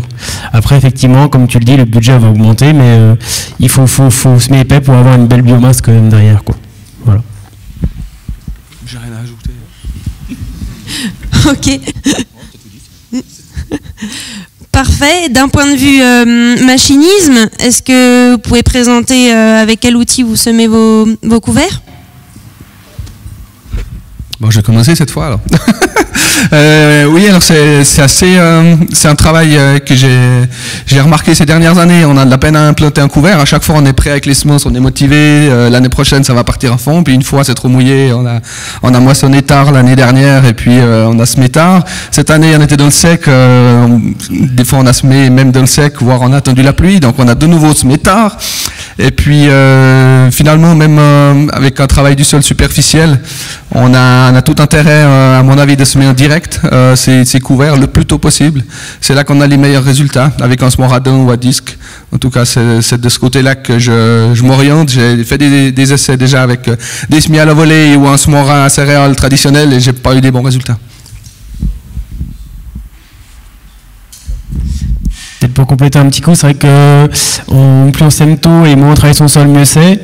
Et puis on se rend compte aussi que si on peut semer profond, c'est encore mieux. Et du coup, le semoir à dents fines a des avantages de réussir à descendre à 3, 4, 5 cm. Alors si vous enlevez vos pailles, disque dents, il n'y a pas trop de différence sur la gestion des pailles. C'est vraiment la profondeur. Si vraiment vous laissez vos pailles, le semoir à dents a un gros intérêt par rapport au semoir à disque, quoi. Je suis tout à fait d'accord. C'est que les dents, l'avantage c'est de retravailler un petit peu le sol, d'aider aussi à minéraliser et de permettre aussi un bon développement en tout cas des intercultures. C'est que nous on a beaucoup comparé disque et dents. C'est qu'en fonction des années, des fois on voit pas beaucoup de différence entre les deux, mais globalement, en semoir à dents, on sécurise toujours l'implantation. L'été, ouais. J'utilise un semoir à dents, mais c'est bon. Ok, ça marche. Ensuite, pour tout ce qui est notamment gestion des adventices, des herbages, est-ce que vous avez des pratiques particulières ou des exemples d'expérimentation à nous partager? La première gestion des adventices, c'est de réussir à faire pousser le couvert pour qu'il y ait un maximum de biomasse. Donc ça a été dit précédemment. Et c'est juste qu'un couvert qui est bien développé, il n'y a pas la place pour le reste. Il y a un ou deux chénopodes, une ou deux amarantes, mais c'est pas du tout gênant. Peut-être aussi à retenir qu'il faut que ce soit propre. Si vous semez votre couvert même à 200 francs de l'hectare sur une chaume qui est sale, ça restera sale. Et c'est là où bien placer un glyphosate juste après le semis du couvert, ça peut être une petite dose. En été, 1 litre bien placé fait un très bon travail déjà. Et on met 1 litre de glyphosate, c'est tout ce qui est présent, le couvert prend le dessus, et après on peut du coup réduire son herbicide par la suite parce qu'on était propre dès le début, quoi. Mais il faut semer, il faut être propre quand on sème. Si c'est propre d'office, on ne fait rien. Si c'est sale, il faut vraiment désherber. C'est qu'il faut se dire, à chaque fois on nous dit c'est quoi un couvert réussi, et un couvert réussi c'est pas forcément un couvert qui fait beaucoup de biomasse, c'est un couvert qui s'implante vite et qui prend justement la place aussi des adventices. Et c'est pour ça qu'en fait on s'est aussi beaucoup posé la question par rapport au semis à la volée avant la moisson ou autre. Je pense pour beaucoup, quand vous passez avec la moissonneuse, on voit des fois qu'on a un peu de relevé d'adventices, c'est déjà dès la moisson, et on s'est dit peut-être qu'à un moment donné on a peut-être loupé une période aussi de semis aussi, et c'est que plus on va pouvoir implanter le couvert tôt, plus comme tu l'as dit, il va prendre la place aussi des adventices, et meilleure sera la parcelle aussi, quoi. Peut-être juste pour compléter, moi qui suis en bio aussi, on remarque qu'on a un effet direct des adventices avec un couvert, mais je mise aussi sur un effet à long terme en améliorant la structure pour avoir moins de pression de plantes vivaces, des plantes pionnières, style chardon, rumex, par l'amélioration de la structure par l'engraveur. C'est vrai que quand on parle couvert, il y a aussi un optimum aussi de pieds à avoir, c'est qu'on parle beaucoup de densité ou autre, et c'est vrai qu'il faut quand même plutôt viser, minimum c'est 250, 350 pieds, pour vraiment avoir une couverture suffisante pour pas aussi étouffer les adventices. C'est pour ça qu'en fait quand on fait nos propres mélanges aussi, faut surtout pas aussi lésiner des fois aussi sur les densités, pour vraiment être sûr de ne pas avoir des pieds ou des densités un peu faibles, et qui vont permettre de laisser de la place aussi aux adventices. C'est pour ça qu'en fait, un couvert d'interculture, c'est aussi un couvert qui se cultive, qui se raisonne aussi, pour vraiment aussi maximiser ses effets, quoi. Ok, d'un point de vue destruction, est-ce que vous avez des choses en particulier ou des outils particuliers dans votre domaine ou d'expérience ? Peut-être se dire que le premier moyen de bien détruire, c'est qu'il soit mûr, c'est qu'il soit à fleur en fait. C'est super important. Qu'il soit à fleur si possible en entrée de l'hiver quand le froid arrive. Alors chez nous on a encore assez de froid, peut-être plus que chez vous. mais viser des couverts qui sont à fleurs sur novembre. Et puis une fois que la fleur est là, on vient les stopper en novembre. Donc pas forcément attendre les gelées de janvier, février, même des fois de mars du coup. Se dire en novembre c'est à fleur, le froid va arriver, je le roule, et après le froid finira le boulot plus tard quoi. Et après l'outil, enfin vous me dites ce que l'on pense, mais il faut vraiment un couvert à fleurs et après un rouleau le plus lourd possible. Le Faca c'est mieux que le Cambridge, mais déjà un Cambridge bien lourd sur un couvert bien développé, ça marche très bien. Si vous broyez, c'est encore plus efficace, et si vous commencez à mulcher le sol, ça va encore beaucoup plus quoi. Mais en tout cas, pas de chimie pour stopper les couverts sous nos conditions à nous quoi. Alors de mon côté, bien sûr, le travail du sol, on est obligé de l'effectuer puisqu'on n'a pas la régulation chimique des graminées et tous les adventices, donc on travaille le sol. J'ai essayé plusieurs pratiques, vu que j'ai arrêté la charrue, au début j'ai travaillé avec des scalpers à 10 cm, type charrue des chômeuses. J'ai pas eu forcément des très bons retours parce que il reste toujours un morceau de racine avec la plante et on a eu beaucoup de problèmes de repousse. Et finalement, aujourd'hui, on travaille avec une fraise, un scalper vraiment qui coupe juste entre les feuilles et la racine. Et puis, en plus de ça, on a la possibilité de faire, comme on appelle, un compostage de surface avec des micro-organismes où on laisse composter cette masse d'engrais verts en surface. Donc maintenant, on a aussi cet avantage de pouvoir travailler, enfin, je recherche de travailler avec des engrais verts hivernaux et non gélifs. Tandis qu'avant, j'utilisais des engrais verts gélifs pour pas avoir ce problème de repousse en bio. Mais ça m'embêtait de pas faire de photosynthèse pendant l'hiver. Donc maintenant, je travaille avec du gélif et fraisé au printemps. Du coup, j'ai arrêté les blés de printemps, par exemple, techniquement, parce qu'on est beaucoup trop tôt. Au mois de février, on peut pas faire de scalpage et de compostage de surface. Donc, plutôt pour tout ce qui est tournesol, soja, ça marche super bien, quoi. Et peut-être une précision aussi, pas forcément sur le matériel, mais aussi sur la date de destruction aussi des couverts. C'est qu'on a fait pas mal d'essais, notamment avant tournesol, mais c'est vrai aussi pour d'autres espèces de printemps. L'idéal, c'est pouvoir le détruire quand on est sur des espèces, des couverts avec pas uniquement des légumineuses, mais aussi beaucoup de non-légumineuses. C'est minimum 2 mois avant l'implantation de la culture aussi, pour que le couvert puisse se décomposer et pas avoir vraiment de gêne aussi à l'implantation de la culture, pas forcément aussi avoir trop d'effets dépressifs sur la consommation aussi d'azote par rapport à la culture suivante. Quand on est sur des couverts avec une bonne base de légumineuses, on peut le raccourcir un peu autour d'1 mois, mais si vous êtes sur des couverts moitié légumineuses, moitié non légumineuses, plutôt vers 2 mois pour être sûr de ne pas être embêté sur les cultures suivantes. Oui. J'ai une question par rapport à ce que vous venez de dire, Stéphane, parce qu'il parle du détruire. Si j'ai bien compris, enfin résumé, vous avez parlé de 2 mois pour détruire le couvert. Oui. Ça veut dire que le sol il reste nu ou vous le détruisez comment? Vous pouvez préciser? Vous le détruisez mécaniquement, puis en fait vous le mulchez pour le détruire et puis qu'au fur et à mesure il soit décomposé. Donc vous n'avez pas 2 mois avant le semis du tournesol, par exemple, vous n'avez pas un sol qui est nu. Vous avez quand même des résidus en surface qui vont quand même protéger le sol contre l'eau, protection contre l'érosion. Mais on commence à avoir une destruction du couvert, une incorporation des résidus au sol pour qu'ils commencent un petit peu à se décomposer et qui ne gênent pas justement l'implantation de la culture suivante. Voilà. Et ça, vous faites ça 2 mois, puis toi, Stéphane?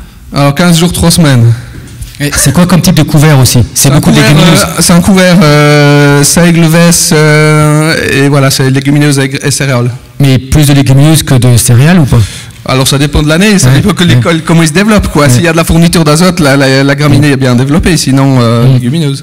C'est vrai que quand c'est beaucoup de légumineuses, vous pouvez réduire ce délai, mais quand vous avez beaucoup de non-légumineuses ou des légumineuses qui commencent un petit peu à signifier, il y a quand même plutôt intérêt à avoir un délai quand même assez grand pour pouvoir quand même être sûr de pouvoir bien mulcher le couvert et qu'il ne soit pas trop gênant pour l'implantation.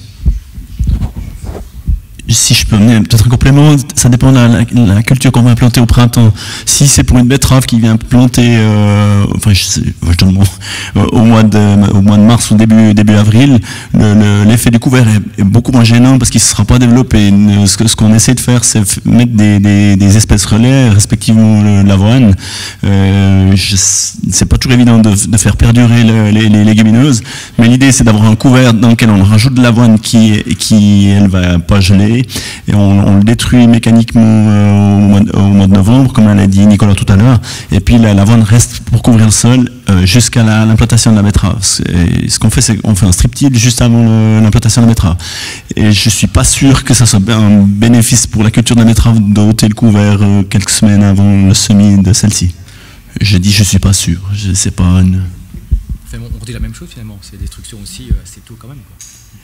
Oui, mais là, en l'occurrence, il reste toujours, il n'y a pas de mulch, il reste toujours l'avoine. L'avoine, elle reste en couverture.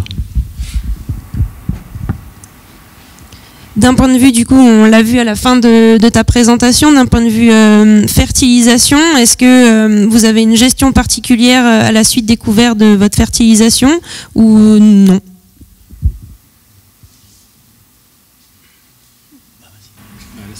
Mais si je comprends bien la question, la fertilisation, c'est en général ou à la suite des couverts?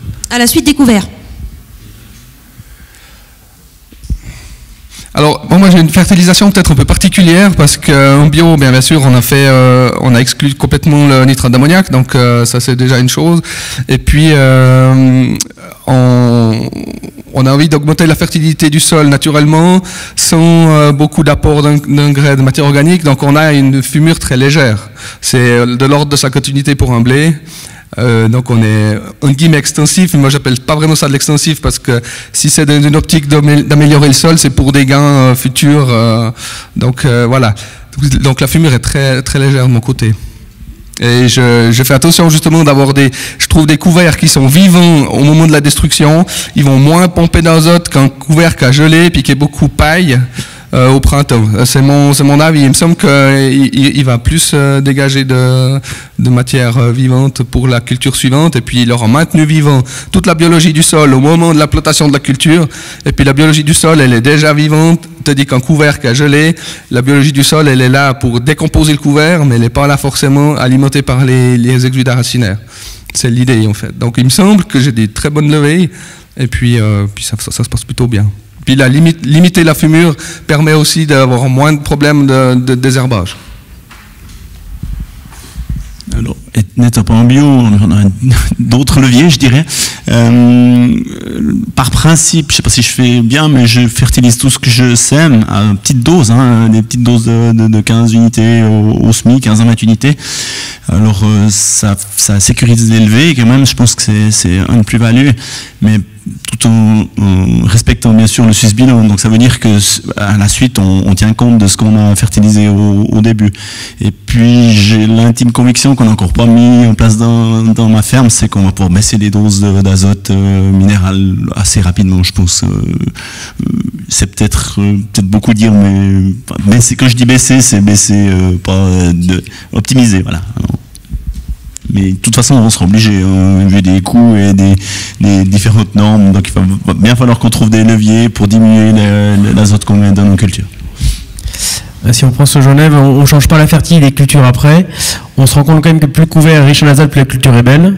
Et des fois, c'est pas forcément l'année qui suit, des fois c'est 2 ans après qu'on voit l'effet. Donc c'est assez long. Après, on change pas la fertilisation, mais par contre, on met de la localiser tout le temps. Dites-vous quand même, enfin je sais pas ce que t'en penses, mais quand on sème dans un couvert qui est très développé, ça contient beaucoup d'azote, de phosphore et de potasse. Mais phosphore et potasse, en fait, c'est un recyclage. Ça a été pompé, ça a été ramené à la surface du sol, et c'est pas dispo pour la culture qu'on sème. Donc on met de localiser pour contrer ce décalage-là. Et puis si on ne change pas trop la fertilité des cultures, c'est qu'on se dit que, en tout cas à Genève, il nous manque beaucoup de matière organique, et que normalement on va remonter le taux de matière organique avec nos pratiques, et que ceci doit consommer beaucoup d'azote. Donc quand on a des couverts qui font 100, 150 unités d'azote en partie aérienne, et ben on se dit qu'ils vont aller au sol pour alimenter le compartiment de la matière organique. C'est un peu arbitraire, mais pour l'instant ça semble pas trop mal marcher, quoi. Ok, est-ce que, pour une dernière question, est-ce que vous avez rencontré des freins particuliers quand vous avez mis en place vos intercultures, ou au contraire des innovations à partager de ces derniers temps ?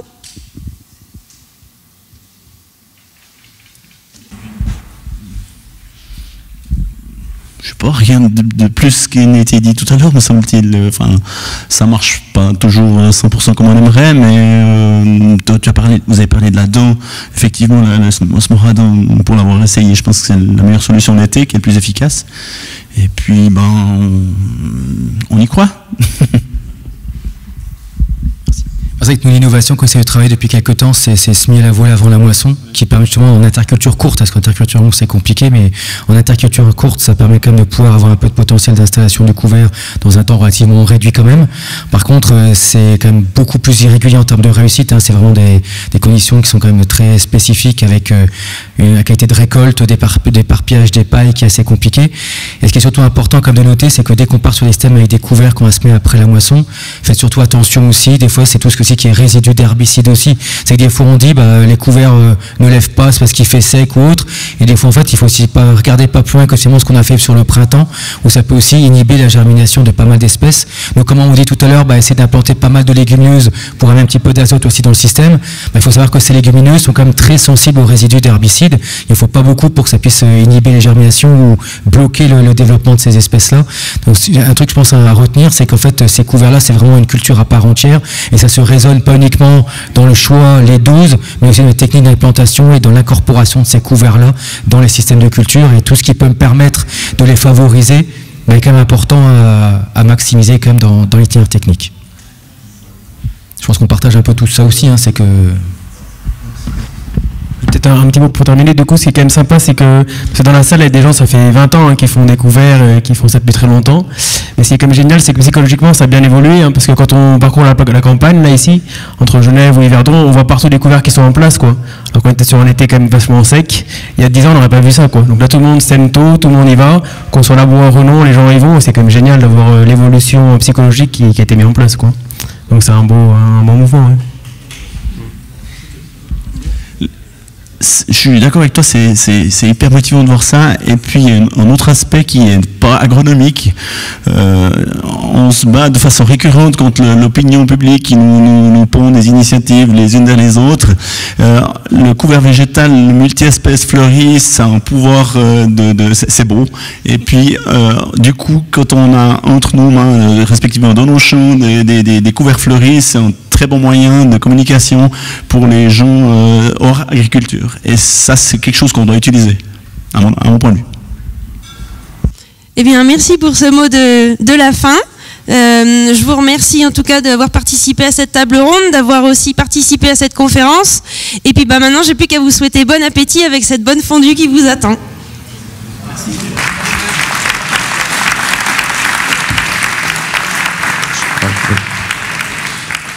Alors voilà, je voulais encore remercier nos intervenants. On a prévu un petit...